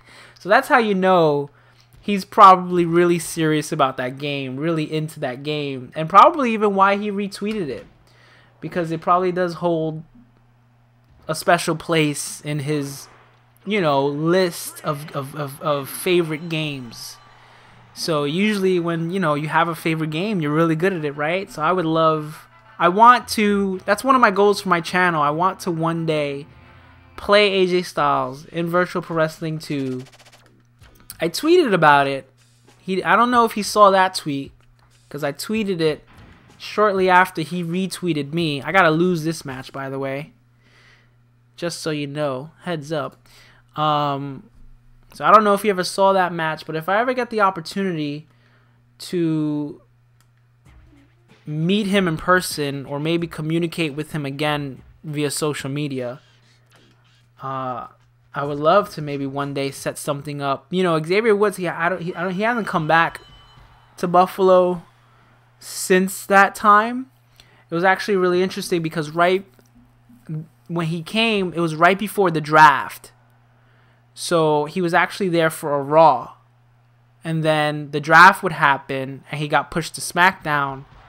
And SmackDown hasn't been to Buffalo since. Raw has. And we've gotten a few house shows, but they've been Raw house shows. So I'm kind of waiting for him to be back in the area to sort of tweet at him again, to message him again. Like, hey, you remember when you came to Game On? Would you want to do that again? And maybe to see if, you know, this time I'll be more prepared, because I was doing my channel at that time, but it was, you know, back when I was working and I wasn't able to do my channel full time. I wanted to do a whole video back then talking about the story, talking about the experience. Never got around to it, just like how I never got around to a lot of stuff on my channel. But probably within the next few weeks, I want to start doing stuff on my channel where I talk about my personal experiences with the game, you know, personal stories, and to hear other people's personal stories, because I think another fascinating thing about this game. So recently I went to a gaming convention last summer, and it was the first time I had been to a gaming convention. You know, crazily enough, I've been playing games my whole life. I'm such a big gaming fan. I've never been to a gaming possession, but you know, now that I'm a full-fledged adult, I can make my own choices and go to my own gaming conventions. So there was a No Mercy tournament actually happening at that gaming convention, and it was just put on by someone who's just a fan of the games. And I was like, oh wow, like this is so cool. It was like a little side tournament. It wasn't like a marquee tournament. And I was amazed that a lot of the people in the tournament, there was probably about 10 of us, 10, 11 of us in the tournament. I would say about half were like around my age, and they had played the game growing up. Maybe the person I played in the finals still plays it to this day. You know, he beat me. But it was only a one. Again, it was a Xavier Woods situation. It was like, just give me another match. I could have beat him. But the tournament was only one and done. Oh, I hit the mic a little bit. But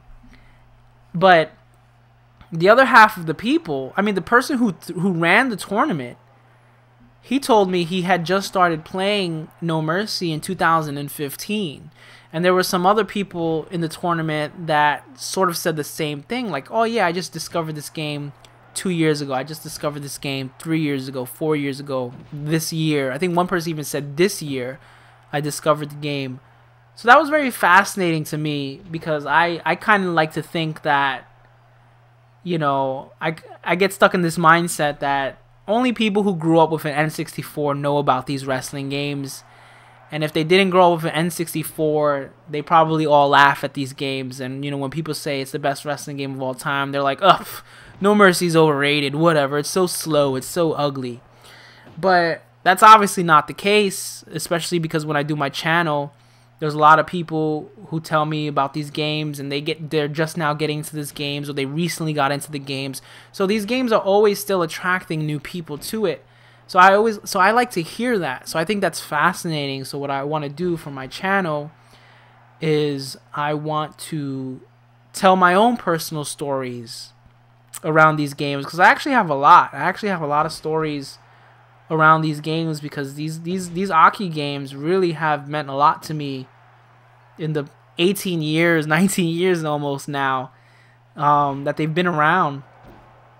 And you know, looking at my whole gaming history, you know, they really were the cornerstones of a lot of things, you know. You know, I would like to put those out there so that people give me their stories. And then also, like, you know, with the Xavier Woods thing, it's like he's going around, he's playing games with all these people. So the story I have is a story so many other people have with meeting Xavier Woods, with meeting people and playing games with them. So many other wrestlers are gamers, you know, these days. I would love to hear those stories and maybe even share those stories for people. You know what I mean? Like maybe even read, you know, like leave your comments in the comments below a story you had where you met a wrestler and you got to play a video game with him. And, you know, a bonus if you got to play a wrestling game with him. Because I think that would be so cool. Because I would love to, like, one day go to the WWE locker room and just like, hey, let's play some No Mercy, you know, and play No Mercy with all the people that I know play No Mercy. I know Johnny Gargano's a big fan. You know, I know Samoa Joe is a big fan. AJ Styles, Xavier Woods. You know, I want to see who else. You know, Bailey is a big fan. Ember Moon is a big fan. I would love to play against them, you know, and to put it up on my channel would be cool too, you know. But like, really, it's my own little personal. Like, I would just love to check it off my own little personal bucket list. But you know, I would like to do sort of what Xavier Woods does, where he sits and he plays games with people. I kind of wished that he played more wrestling stuff on his channel, but I get that, you know, in terms of what he wants to do, he's more about playing so many different types of games, and you know, he's got a more diverse channel going, whereas my channel is very specific to wrestling.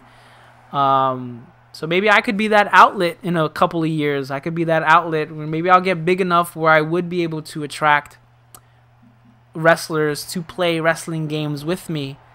I think that would be kind of cool, because I think also it sparks interesting conversations. You know, watching the few times that I have seen wrestlers play wrestling games, you always kind of get into their mindset of them as a wrestling fan, as a young kid playing these games and idolizing them. You know, when I was playing against Xavier Woods, he picked D'Lo Brown, and I was like, oh my god, I love D'Lo Brown. I think D'Lo Brown is like, I was like, D'Lo Brown is one of my favorite wrestlers to play as in this game. And he's like telling me all about D'Lo Brown and how much he loves him, how much he idolized him. You know, and I asked him, I was like, who's your favorite wrestler growing up? And he was like, Too Cold Scorpio. And I was like, oh, and then we started talking about Too Cold Scorpio. So, you know, I would love to do stuff like that. You know, especially with AJ Styles. I think about playing Virtual Pro Wrestling 2 with AJ Styles, and I think about his affinity to that game probably has a lot to do with the Japanese wrestlers in that game, because, you know, he's obviously wrestling in Japan. You know, that was always one of his goals and dreams. But, you know, what was young AJ Styles thinking, you know, when he was watching Shinya Hashimoto or, you know, Keiji Muto or Masahiro Chono, and then, you know, coming up, you know, was he jealous of Samoa Joe because Samoa Joe got to wrestle Kenta Kobashi, you know, and he didn't, you know, like, just stuff like that I think would just be such, you know, a lot of these wrestlers are fans of wrestling, so it'd be cool to have those conversations with them over the wrestling games. I think that would be really neat. Yo, Eddie Guerrero will not stop beating me up with this broken piece of table. He needs to hurry up and pin me. I'm going to see if I could do some strong grapples and have him counter. Nope, he didn't counter that one.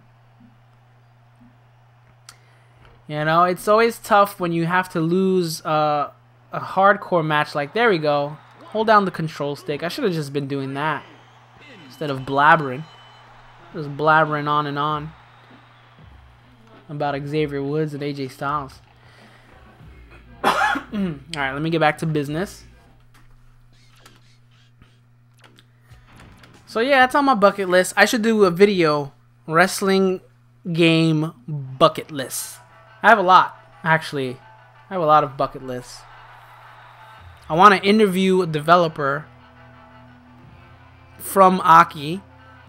You know, maybe by this point a former Aki developer, because I'm pretty sure a lot of the people who worked on these games aren't there anymore. I mean, you know, a lot of, you know, just in general in game development, who's going to really stay at a company for, you know, 20 years almost? It doesn't happen often. I think I even looked up, like, one of the head directors of No Mercy is now in the film industry in Japan. But I would love to one day, I got a pin crash in 3 minutes. I would love to one day interview a developer who worked on the Aki games for my channel. I think that would be really cool. That's on my bucket list. Playing with wrestlers on the different games would be on my bucket list for my channel. I want to eventually play every single wrestling game that was ever made. That's a big bucket list item, split into several different bucket list things. I would love to hold a world record in a wrestling game. You know, speedrunning is such a big thing. I saw the other day that someone was putting that they were like breaking a speedrun record in No Mercy. They did like a championship mode. I think the light heavyweight, or maybe it was the hardcore. And you know, I watched that speedrun and I was like, oh, I could probably do that. So, but obviously it's not that easy. I would have to, actually practice it and try it to do a speed run, because I've never really attempted a speed run of any video game, I think, unless if it was for an Xbox achievement or something like that. So that's on my bucket list. I would love to have a world record of a video game, which would probably end up being a speed run. I would like to maybe I wouldn't say I would want to collect every wrestling game, because there's a lot of wrestling games I don't really want to own. I'm not a big fan of those Acclaim wrestling games, like Attitude and the ECW games and stuff like that. So I kind of wouldn't want those in my collection. But I've played them, so I could knock those off the list. I could say I've played it. But I would like to do videos of every wrestling game. I think there is a channel that sort of already has done that, but I think I would do it a little bit differently than the way they've already done it. And they also did it kind of years ago, so that's on my bucket list. If I could interview an Aki dev, that would be incredible. I mean, I just have so many questions, and I think it would be great to interview a dev, because I bet a lot of the stuff you hear from fans, like No Mercy is a perfect example. Why isn't there full entrances? Like why isn't this in the game? And I think if we finally interview a dev, we would get the real story. They'll tell us straight up, oh, we ran out of time. Oh yeah, it is because of the memory. Oh no, there was a glitch, to also find out about the working relationship with WWF. Did they have any input? Did they tell them whose decision was it? This is one big question I would love to ask a developer that worked on No Mercy. Whose decision was it to replace Stevie Richards with the Big Show? Obviously the Big Show had to be taken out of the game, because probably as per WWF's request. But who made the decision was like, well, we're kind of doing these story modes with the Big Show, and they revolve around the main event of WrestleMania, so who should we replace him with? Like, was that someone on the development team who was a big fan of Steven Richards? Was it someone from WWE was like, nah, make it Stevie Richards? I would love to find out who made that decision, because that's just, you could have put Kurt Angle, you could put Undertaker, you could have put so many other people, and they put Steven Richards. And I guess what always gets me about it is that it's that right to censor entrance music that's just so grating. Oh, I would definitely ask about No Mercy 2. Yeah, they did begin developing it. It was called Backlash, I believe. I believe it was going to be called Backlash. Sort of picking up, I think, narratively after the events that happened at WrestleMania that year. I'm I'm sure we would get the full experience of No Mercy if the N64 DD wasn't a failure. You know, I mean, that's what a lot of people say about the N64 DD in general, was that because so much R&D and so much time was spent to it, and money and resources, and they really wanted to push it as sort of like this next evolutionary step of the N64, and then they just kind of realized, man, we wasted all this time. A lot of stuff got scrapped because of it. Oh yeah, I mean, you know, you look at the roster of some of the games that came out right after No Mercy. You know, there's a lot of people that would have been in these games, and then if hopefully they would have, I don't think we would have probably gotten far enough where they could have included a lot of like the second tier of WCW people that came over, but you know, I think we would have gotten Rey Mysterio in the game, and then that they could have brought back the Create a Mask feature that was in Virtual Pro Wrestling 2. So that would have been nice. You know, we could have gotten William Regal back in. We could have gotten Lance Storm in. So there could have been a lot of cool people added. But I think also just like gameplay-wise, it would have been cool to see what they added. I kind of wonder about the whole, you know, a lot of people say, oh, there's a reason, you know, No Mercy was kind of very, like, at its time, very technical, and there's a reason why it's a little bit slower. I just think maybe that's probably has to do with time, because if they were making these games within a year, they were, you know, from WrestleMania 2000 to No Mercy was within a year, but then also they were working on Virtual Pro Wrestling 2 simultaneously as they did WrestleMania 2000. So when they wanted to make the big jump graphically to No Mercy, it probably did eat up a lot of time, and I think Backlash 64 probably would have had a lot more features and modes that they just didn't have time to put in. Yeah, there is a screenshot of a Hell in a Cell, and that would have been so interesting to see how that worked. I don't, you know, a part of it has to do with the engine of a lot of the other games, like the SmackDown games and the 2K games.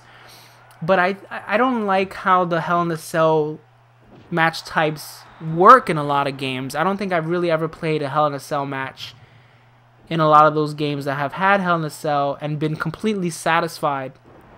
So I think it would have been cool, because I actually honestly do think that it would have worked better with the N60, with the Aki engine, because it's a slower pace.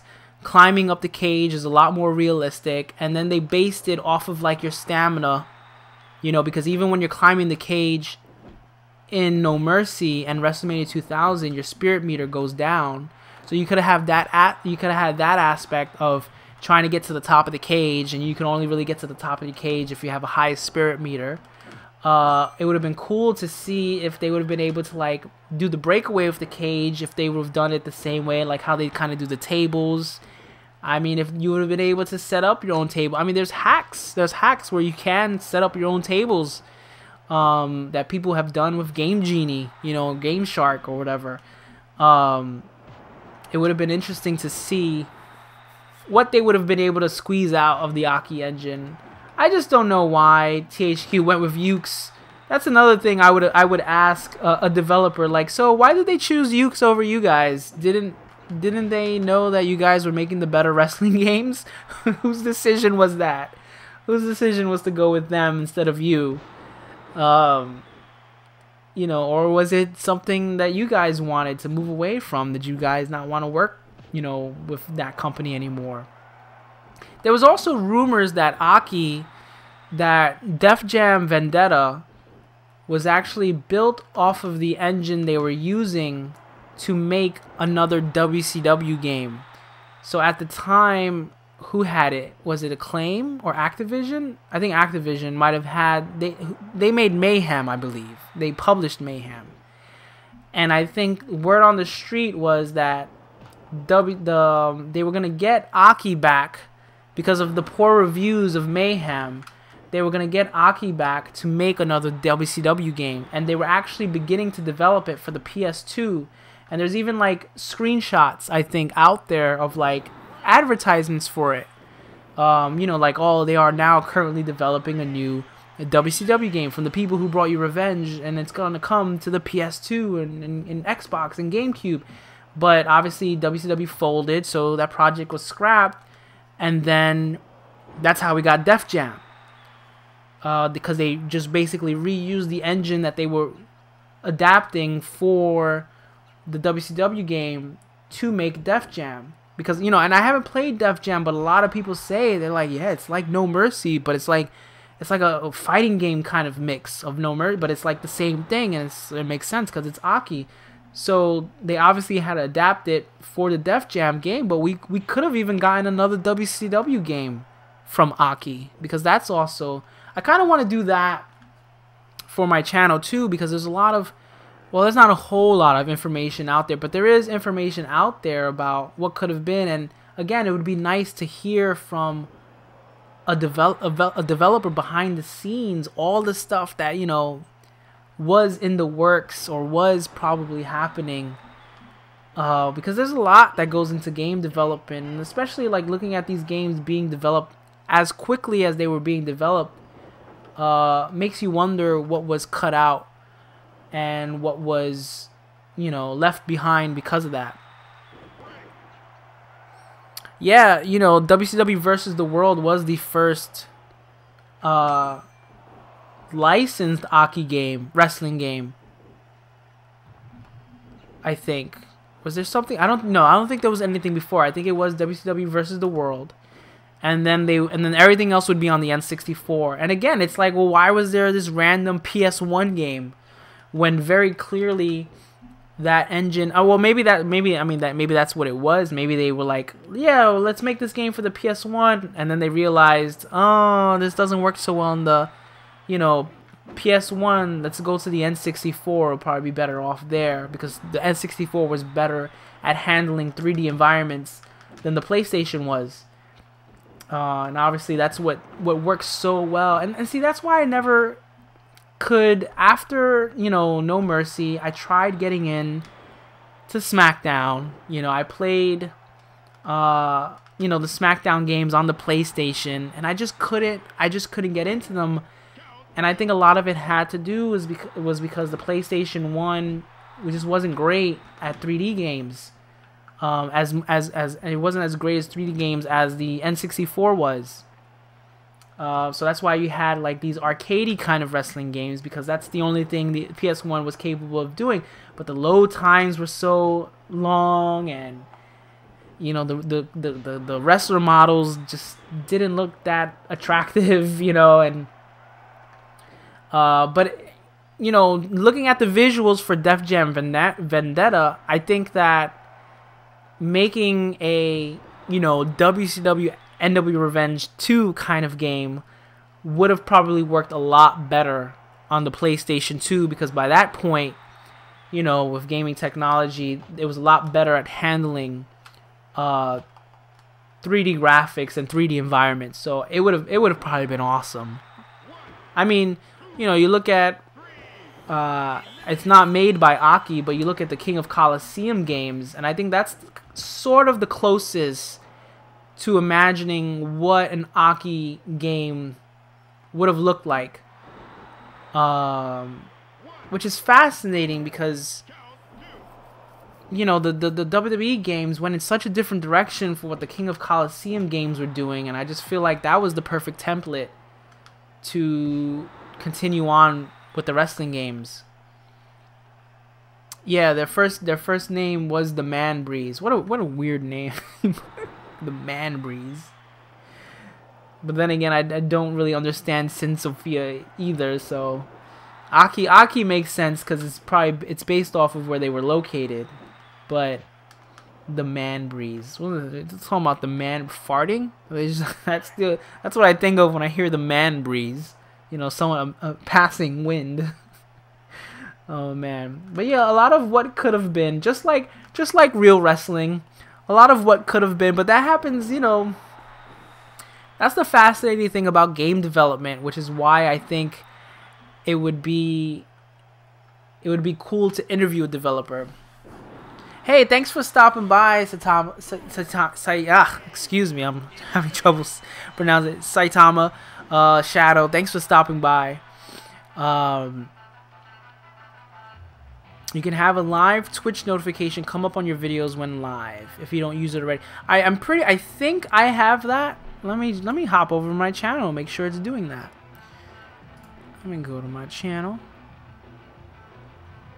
I think I activated that a long time ago, but yeah, thanks for stopping by, man. Thanks for chatting. I'm gonna try to do these fairly, you know, frequently. Doesn't look like it says I'm broadcasting live, but maybe because I'm viewing it as myself. Let me try viewing it as a new person.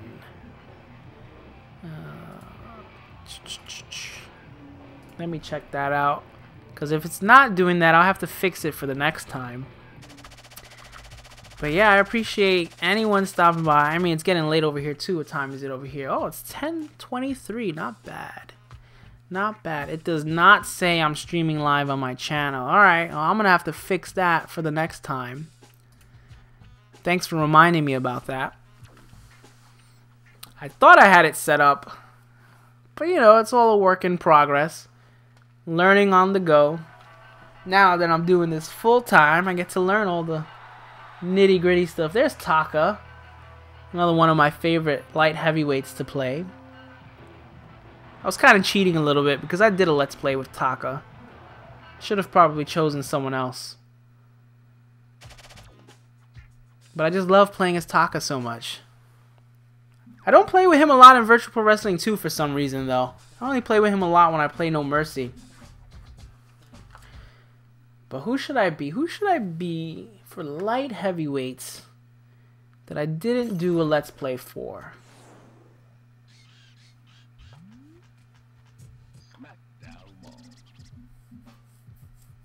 Wait, why am I going to edit? I'm not going to make anyone right now.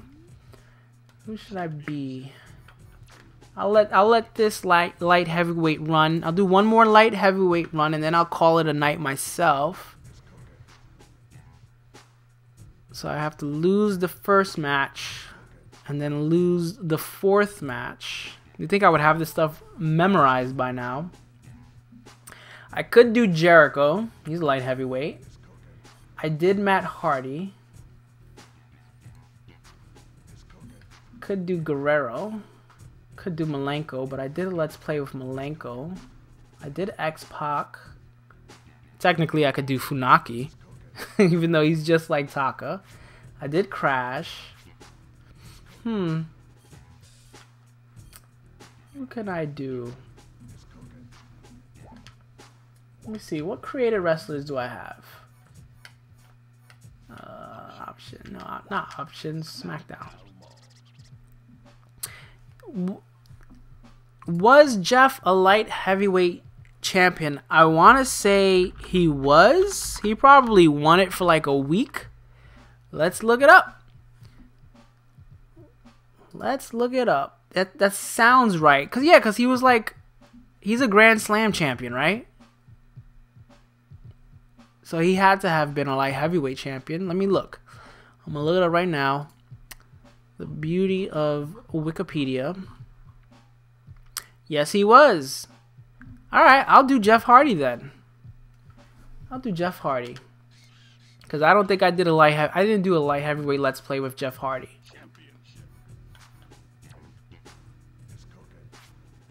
I don't think I did any singles match with Jeff Hardy.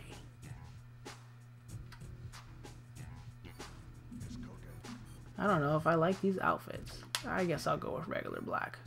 I gotta edit the outfits. What I like to do is I like to edit the outfits. I like to base them off of like the pay-per-views that are represented in the game. But again, this is my EverDrive, so I'm kind of restarting everything almost. So I gotta go and edit all that stuff. But yeah, when did Jeff win? Let's see. He was light heavyweight champion. Let's see when he won it. While TAKA issues a challenge.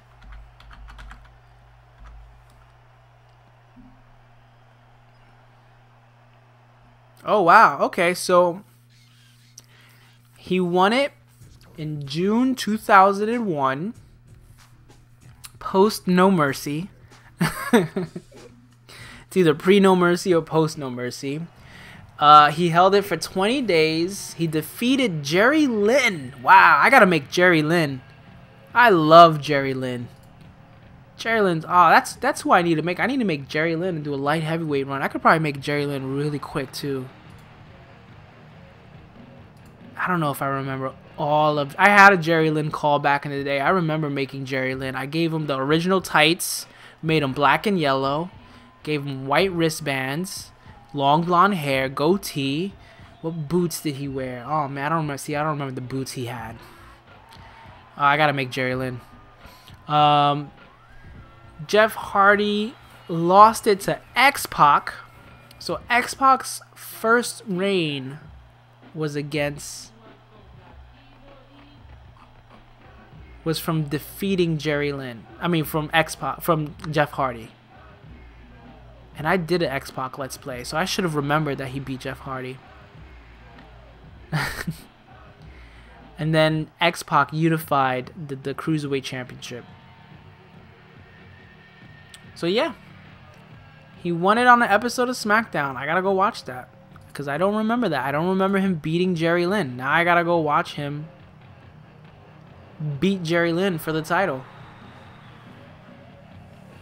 Man, Jerry Lynn was a light heavyweight champion. What could have been? What could have been with Jerry? If WWE only actually put in some effort to their light heavyweight division, man. Like, I'm glad they got the Cruiserweight Championship now, but you know, even then, the first year of 205 Live has been rough. You know, and it's like the Cruiserweight Classic gave me such high hopes. And I don't want to pigeon these people into just cruiserweights, okay? I don't want to just say that, oh, you know, they're in the cruiserweight division, so they're always going to be there. I don't believe that, but I like there being a cruiserweight division or a junior heavyweight division, because it allows those guys to be at the top of a division where they don't have to compete with the, you know, people who are the top of the, you know, fighting for the WWE Championship. They don't have to compete with, like, you know, WWE. They don't have to compete with Roman Reigns, Seth Rollins, Brock Lesnar. You know, they could be stars in their own right. And, you know, that was always the appeal of the Cruiserweight division in WCW. You know, they kept them a little bit too separate, but, you know, those... It almost seemed like it was like existing in its own world. So these you know, Rey Mysterio and Jericho and everyone felt huge because of it. You know, star power wise, bam, does it right to the outside, and I missed. But you know, I just feel like it's such a great opportunity to showcase certain guys, so that when you're ready to move them up, you know, the fans already have, you know, they're already familiar with them. So they're much more willing to embrace them when they are willing to move up. And it's the kind of thing, it's like, well, you know, I mean, just look at Rey Mysterio. It's like, well, you saw what he was capable as a cruiserweight. Now let's see what he's capable, you know, as a heavyweight. And honestly, there wasn't much of a difference. He was still, you know, great at everything he did.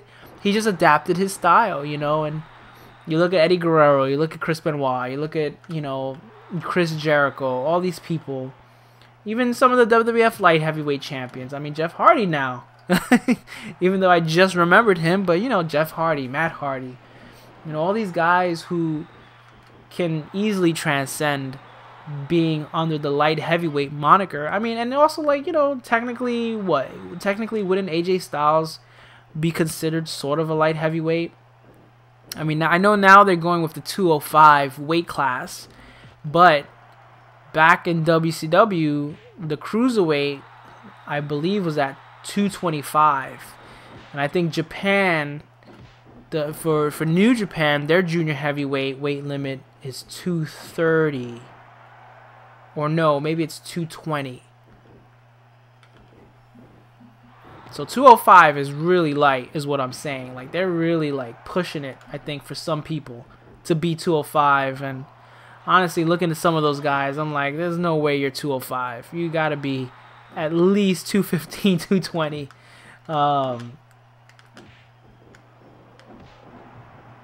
But you look at some of the people they could have used in the light heavyweight division back then, you know, and a lot of people like Jerry Lynn, man, coming in from ECW, you know, you could have given him time to shine in that light heavyweight division and made something of it so that you could see what he was possibly capable of working outside of it. But, you know, they never gave him the chance. They treated the light heavyweight title as a joke from almost the get-go. You know, once they brought it back after the 80s, you know, when they kind of forgot about it in the 90s, that they even had it, and then Ultimo Dragon showed up with it on WCW, and they were like, wait a minute, that's ours.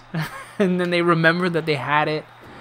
But they treated it as a joke, man. They treated it as a joke, and they never took it seriously. And I think it's a shame. And old habits die hard, because when 205 came up to the main roster, you know, it's been very rough for it. I like the direction it's going in now. It makes sense now because I read that Triple H is writing 205. So that makes a lot of sense, because he, you know, the 205 the Cruiserweight Classic was his brainchild, and that was one of the best things I had seen produced by WWE in a long time. Probably one of my favorite things they've ever done. That's just sort of just existed in its own little bubble. It's just so crazy good, the Cruiserweight Classic, and it actually does a lot of things that I feel like WWE should do always. You know, treating it more like this sport-based combat, you know, going more so about where people are from, using that to sort of already empathize with the audience, because it's like soccer, you know, or you know, football, you know, we all call it soccer, but you know, you look at the World Cup, and every 4 years, even if you're not a fan of soccer, you watch the World Cup because it's that sense of nationality, it's that sense of pride that people gravitate towards. And I think it was smart for the Cruiserweight Classic to go in that direction, because a lot of these guys that were in it, even the Full Sail fans weren't going to know. So if you just basically talked about what country they were from and their backstory, and, you know, how they, you know, sort of their journey in wrestling, that's all you needed to know. You didn't need to know, like, oh, I'm going to beat up this guy in the tournament because, you know, he called me stupid and I don't like his face and blah, blah, blah. You know, you didn't have any of that. It was like, we're all here to prove we're the best. Like, this is a best of the best kind of tournament. And, you know, they just let them go at it. And I wish that WWE itself would use that. Like, I get people like the storylines. And, yeah, you know, sometimes I'm into some of the storylines. But, honestly, I would just rather watch two guys or two women just wrestle to win something, to win a championship, to win the opportunity for a championship, to make that stuff the focus of the storyline. And then you could weave in the personal feuds and stuff, you know. But even, like, you know, if they don't want to do that, they could just do it with the Cruiserweights. And I thought that's what they were gonna do when 205 Live started. But they were just turning it to like a very watered down version of what you were seeing on SmackDown and Raw, with these horrible storylines, you know. And unfortunately, there weren't a lot of guys on the roster that could shine personality wise, because they were all kind of brought there to wrestle, you know. And I think a lot of them are still, you know, learning to be, you know, that sort of quote unquote WWE superstar. But it's like, just freaking let Cedric Alexander go out there and wrestle his ass off. And then look, when they finally do it, everyone's talking about it. Like, no kidding, everyone's gonna talk about it, because all those guys on 205 Live are extremely talented, you know. And when I was doing research for the light heavyweight Let's Plays, That was what was so frustrating to go back and watch it, because their division was so small. But even with that small division, there were still glimpses of like, oh, this could actually be really good if they just like made it a thing, you know, if they just made it a thing. But because they couldn't figure out how to work it with like what was going on with Stone Cold or The Rock or DX, you know, it was doomed. It was doomed from the get-go. It's the same thing with the European Championship. You know, the European Championship could have been kind of a cool thing, and it was basically just created to fuel a storyline. And then once that storyline was done, they were like, well, we got this title now. And they could have made it something special. D'Lo tried to make it special. I'm not going to nail this. Yes, I am. Whoa, what a Phoenix Splash. I didn't think I was going to nail that Phoenix Splash, but I did. He's probably got the longest range in his stats. Got to set up for a swan. I got to win with a swanton, right? In a 4-way. Wait, I'm supposed to lose this match. Oh, I almost forgot. I was about to put Grandmaster away, and I need to lose this match. Let me look. I gotta lose this match, and then I gotta lose the 4th match. So yeah, but like, you know, I don't know if anyone's been watching the 205 Live. Now's the time to watch the 205 Live, because the matches so far have been so good. The crowds have been atrocious. They've been so dead. But that's WWE's fault, I think. That's WWE's fault for not realizing that doing a taping after SmackDown, you know, when everyone's already came to see who they wanted to see, or maybe didn't, you know, they're going to be upset. Like, oh, we came out for this? Which is why I don't go to TV type tapings. I only go to live shows, house shows. For people who, again, they're not familiar with, and they're just dead. They're just a dead audience, and it's a shame because, you know, the past few episodes, you had Grand Metalik, who I think, should be one of the premier people they build that division around, is Grand Metalik. But you had him in the first round, TJP in the first round, you know, Cedric Alexander, and it's just like they're just putting on these great matches. In the second round, Roderick Strong showed up to take on Hideo Itami.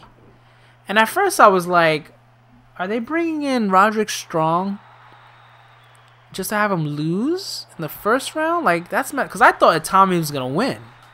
You know, because they've been kind of like pushing Itami a little bit.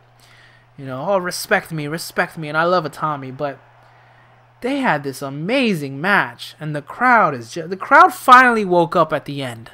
The crowd finally woke up at the end, but I just don't think that crowd is ready for it. I think if this was like back in Full Sail, it would just be, all the buzz would be over 205 Live. Because I do think that sometimes people don't realize how good a match is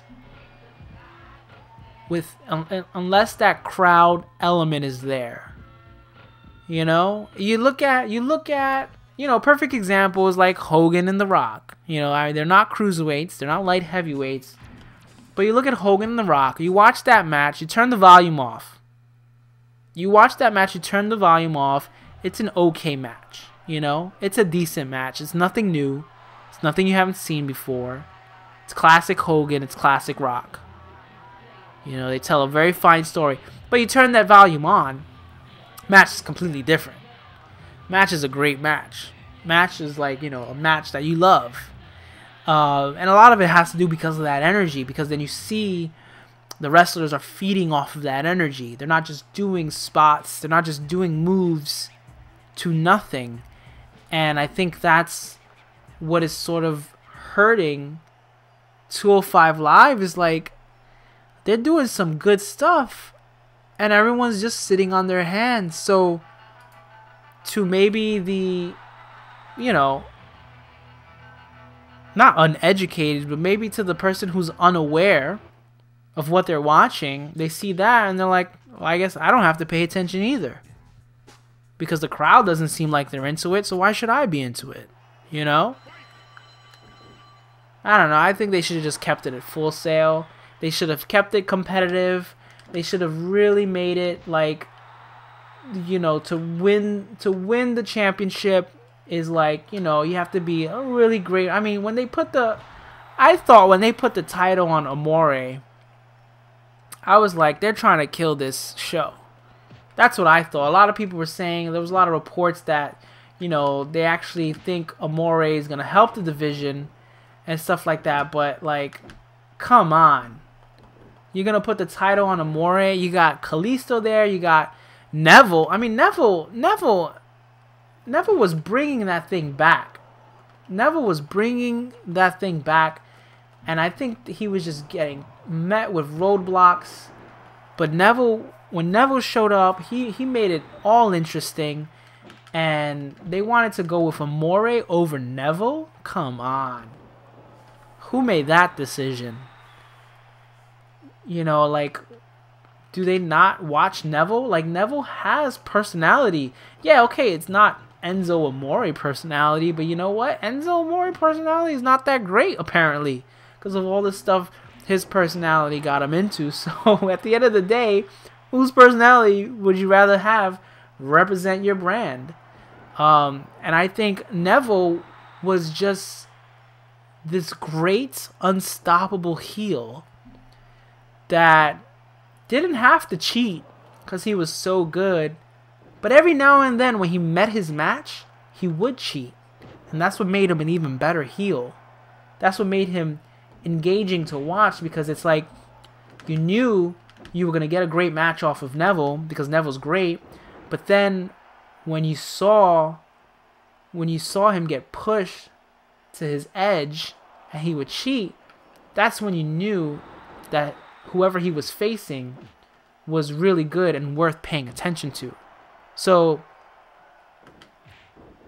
I mean, that right there is all you needed, honestly. You could have built a division. I would have built a division off of Neville, Kalisto, Grand Metalik, Cedric Alexander, Akira Tozawa, because Akira Tozawa just oozes charisma, in my opinion. And TJP. That would have been the first 6 I would have built that division off of. You know, and then eventually they added Austin Aries and stuff like that. But I was surprised they added Austin Aries, honestly. But, you know, I could see why they did. You know, and I'm kind of surprised they brought in Roderick Strong. And, you know, there's word that, like, you know, when Gargano comes up, that's where he's going to go. Which is like, okay, I get it. But, like, you know, I don't know. If you're going to bring them up in that division, then you got to treat them like rock stars. You got to treat that whole division like rock stars, because it's got to be a stepping stone for when they move up. Because, like, the way I see it, if you win the Cruiserweight title, just like how if you were going to win the light heavyweight title, in my eyes, then that means the next title you would win would be like the Intercontinental title or the US title. But you got to treat it with that importance. You got to make it a big deal. You got to make it a big deal and sort of make it about the weight class. That's what New Japan does. It makes it about the weight class. It's like, I'm a heavyweight now. I mean, even the Young Bucks are doing it. We're heavyweights now. You know, we put on a few pounds. Boom, we're heavyweights. Kenny Omega, I'm a heavyweight now. You know? It's just, they do it. And then you could go back. Liger did it. Liger, I'm a heavyweight now. And then he goes back. I'm a junior heavyweight again. You know, it's like, it's not that hard. It's not that. Even Naito. Naito was a junior. Naito was a junior heavyweight. Here he is main eventing with Okada. It's not a big deal if they're in the light heavyweight division. It's not a big deal if they're in the cruiserweight division. And I think that's what frustrated me going back and watching the light heavyweight division is like, they really treated it as like, this does not matter. You know? And I think that's unfair. Dean Malenko had a long run as the light heavyweight champion, but it was kind of a joke. And it was like a waste of Dean Malenko. And I think it could have let Dean Malenko shine a little bit and have him be kind of a threat to, you know, he could have been a great, again, he could have been he could have been the Iceman. He could have been very cold. Could have been very calculated. He could have been that person who is going to take advantage of an injury, or he's going to work something and be a threat to a Intercontinental Champion babyface, you know, or a European Champion babyface. But, you know, what do I know? I'm sitting here playing No Mercy. I'm not writing for WWE, so obviously maybe they got it all figured out. But, oh, man. I don't know. I just have a strong affinity to, you know, the term light heavyweight and junior heavyweight. Why am I fighting TAKA again? I missed the storyline. Is there something different with these rules? Did I miss something? Do I have to beat him a certain way? That's the only thing about the modern wrestling games. I would be able to like check, like, what do I have to do, and like pause it. But I wasn't catching it. Just too busy ranting about the light heavyweight division. It's cool though to talk about it again, because I feel like I haven't talked about the light heavyweight division since doing the Let's Plays, and man, how far I've come, because those light heavyweight Let's Plays were when I first started working on my channel, when, you know, I barely had any time to work on it and I was trying to get it off the ground. I haven't really gone back and listened to them. I'm kind of scared to, you know, I'll probably cringe a little bit, like, oh, I sound awful. I still think I sound awful, but it's nice that, you know, I think when I was recording the light heavyweight division, the Cruiserweight Classic was just getting started, I think. Because I think I remember when I was working on it, I was getting excited for it. And it's, you know, I think I was predicting a lot of, you know, great things for the 205 Live. But, you know, again, and that's the beauty of wrestling, you know, and with anything, like, okay, if it doesn't work, let's try something different, you know. And I'm glad that finally they've given it back to Triple H, because that was his vision, and you could already see right away. I mean, it's starting with a tournament. It's starting with a tournament just like the Cruiserweight Classic, and you know, he's pulling out all the stops already. He's bringing in his NXT guys. He brought in Pete Dunne. You know, so it's like I hope there's a few more surprises. I mean, well, Rey Mysterio is gonna be busy. He's gonna be wrestling for New Japan against Liger, which is another, like, oh, that's crazy to think about. But you know, we saw him at the Rumble. I would love to see if Rey Mysterio shows up in this tournament, or at least makes his presence known for 205 Live in the future. I think that's something they could definitely use. They could definitely use, they could definitely use a veteran junior heavyweight, or light heavyweight, or cruiserweight, whatever you want to call them, because they don't really have that right now. And I think that would be, I think that's almost essential. Honestly, I was kind of surprised when they announced 205 Live. They didn't announce anyone kind of coming in like a veteran junior heavyweight, or light heavyweight. Hold on, is DQ on? Because I gotta lose this match. I think DQ's on, so I could just DQ myself, because I gotta lose this match and then win the rest. Let me get the stairs. Oh, brother versus brother. You know, was Jerry Lynn busy? Like, I'm pretty sure Jerry Lynn could still go, and be better than half the people there. You know, Brian Kendrick, his story was really good in the 205 Live, because it was like that veteran story. You know, trying to hold his own with the new with the new group. You know, just Daniel Bryan's commentary during the Brian Kendrick matches was so good and helped sell the story so well. You know, Tajiri was there too, but Tajiri got hurt and he had to leave. It didn't kind of work out. With Tajiri, I thought he would have made a good impact on 205 Live if he didn't get hurt. Why am I facing Taz? 5-minute hardcore single match. This is random. Fighting Taz for the light heavyweight. It's because I bumped. That payoff to bumping in Taz finally happens. It's alluded to in your first championship path. You bump into Taz. And then, now, 3 paths later, you finally have the payoff match. Continuity. See, even No Mercy has continuity. Take notes, WWE. I'm surprised they didn't do another Cruiserweight Classic. I get that they're doing like all these different kind of tournaments. You know, they did the Dusty. They do the Dusty Classic kind of regularly, but you know, they did the Mae Young. I wonder if they'll bring the Cruiserweight Classic back. I don't think they can now though because of 205 Live. But like you know what I always envisioned for WWE, and I don't know why they do it.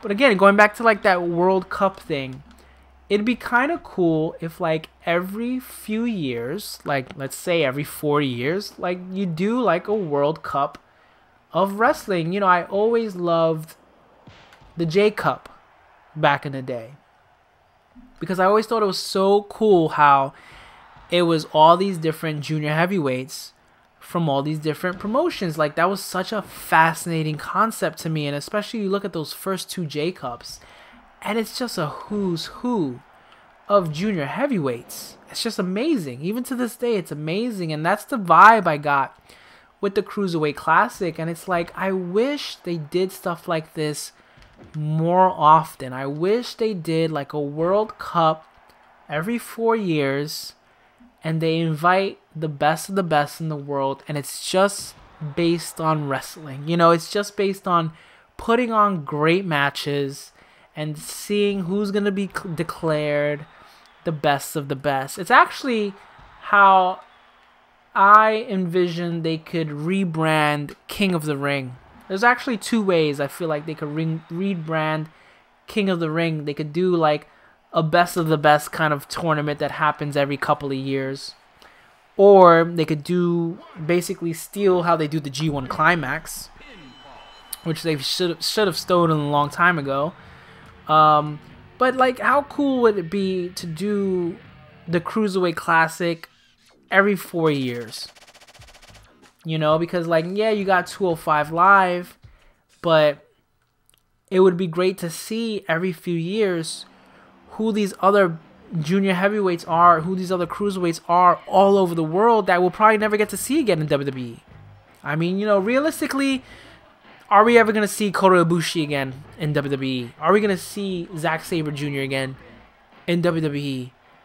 You know, there was a lot of guys who know, you know, a lot of them were in the early stages of their career. Who knows where they'll be?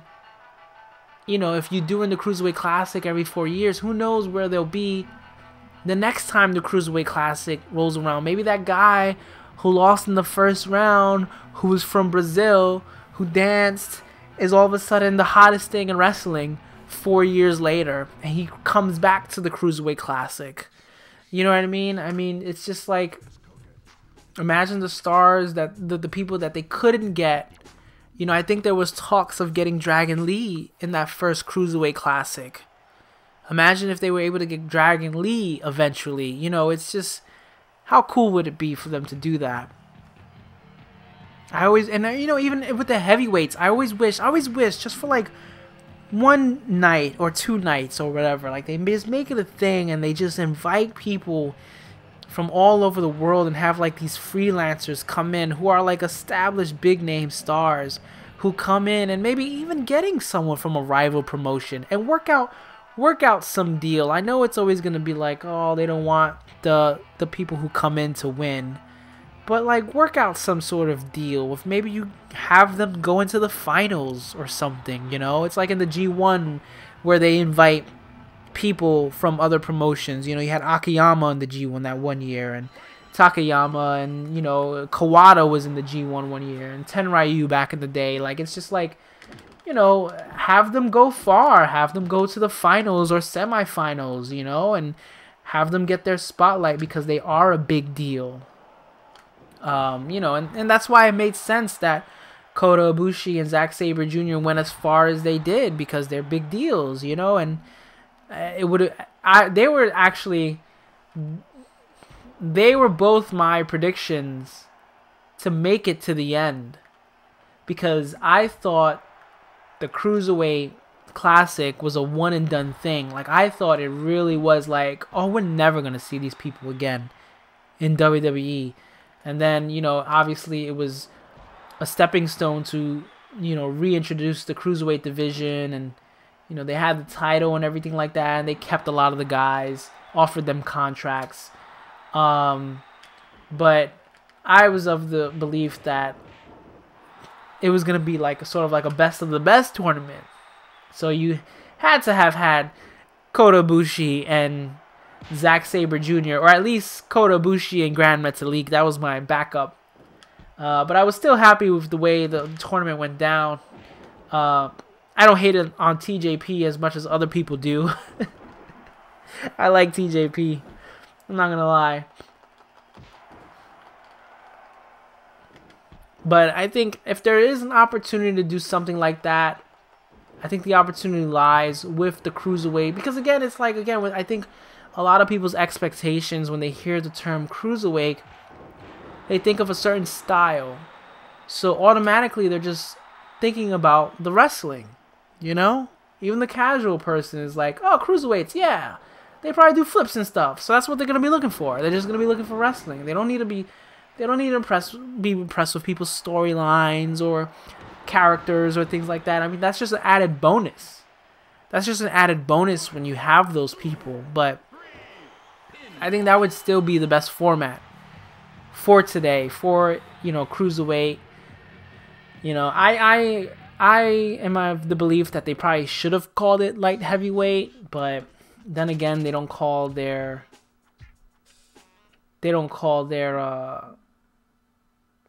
main title heavyweight. But, you know, Austin Aries makes a good point. It doesn't matter my weight class. I'm the champion. So, you know, you do run into that, and maybe Cruiserweight does. Well, no, it still means weight. I don't know what would be a better name for the Cruiserweight. Definitely don't call it the X Division, because I never liked that name, even though I love that division. But here I go. I won with Jeff Hardy. How many runs did I do tonight in the light heavyweight? I did what? 4 runs? That's pretty good. Making a lot of money. But that's going to be it for this stream, I think. It is getting close to the end. It is 11 o'clock. Yeah, I think this is a good time to wrap it up. Did anything good happen on SmackDown? 205 Live is going on right now. I'm excited to see that Gulak and Tony Nese match, because I think it's going to be a great opportunity to reset both those guys.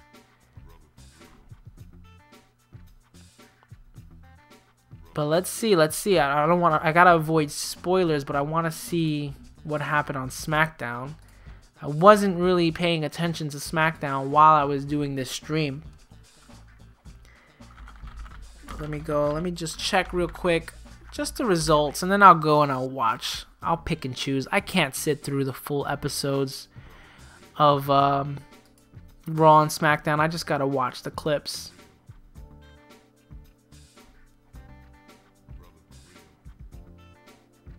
Dolph Ziggler versus Baron Corbin never happened. Both men were attacked by Kevin Owens and Sami Zayn. Shane McMahon declared that Ziggler and Corbin would face Zayn and Owens in singles matches. And if they won, they'd be added to the Oh, come on. They're just delaying that so much. Baron Corbin defeated Kevin Owens. Okay. Could have told you that. And then Dolph Ziggler defeat. Okay. Yeah. Why did they just... Oh my goodness.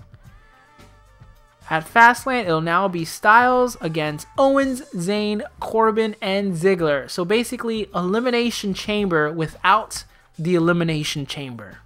That's basically what they're doing. I swear to God, I hope AJ Styles does not lose the title. I mean, I sort of predicted it when I did my Nakamura call. But like, no, don't let it happen. Charlotte Flair defeated Sarah Logan. Next week, Lynch and Naomi and Flair will have a 6-woman tag against the Riot Squad. Okay, that's fine. Bobby Roode versus Randy Orton never happened. Orton answered Roode's open challenge, but was interrupted by Jinder Mahal. The three argued. That's going to be a triple threat at Mania, probably, or maybe Fastlane. New Day defeated Gable and Benjamin. New Day won with the Midnight Hour. Ooh, I wonder what that match looked like.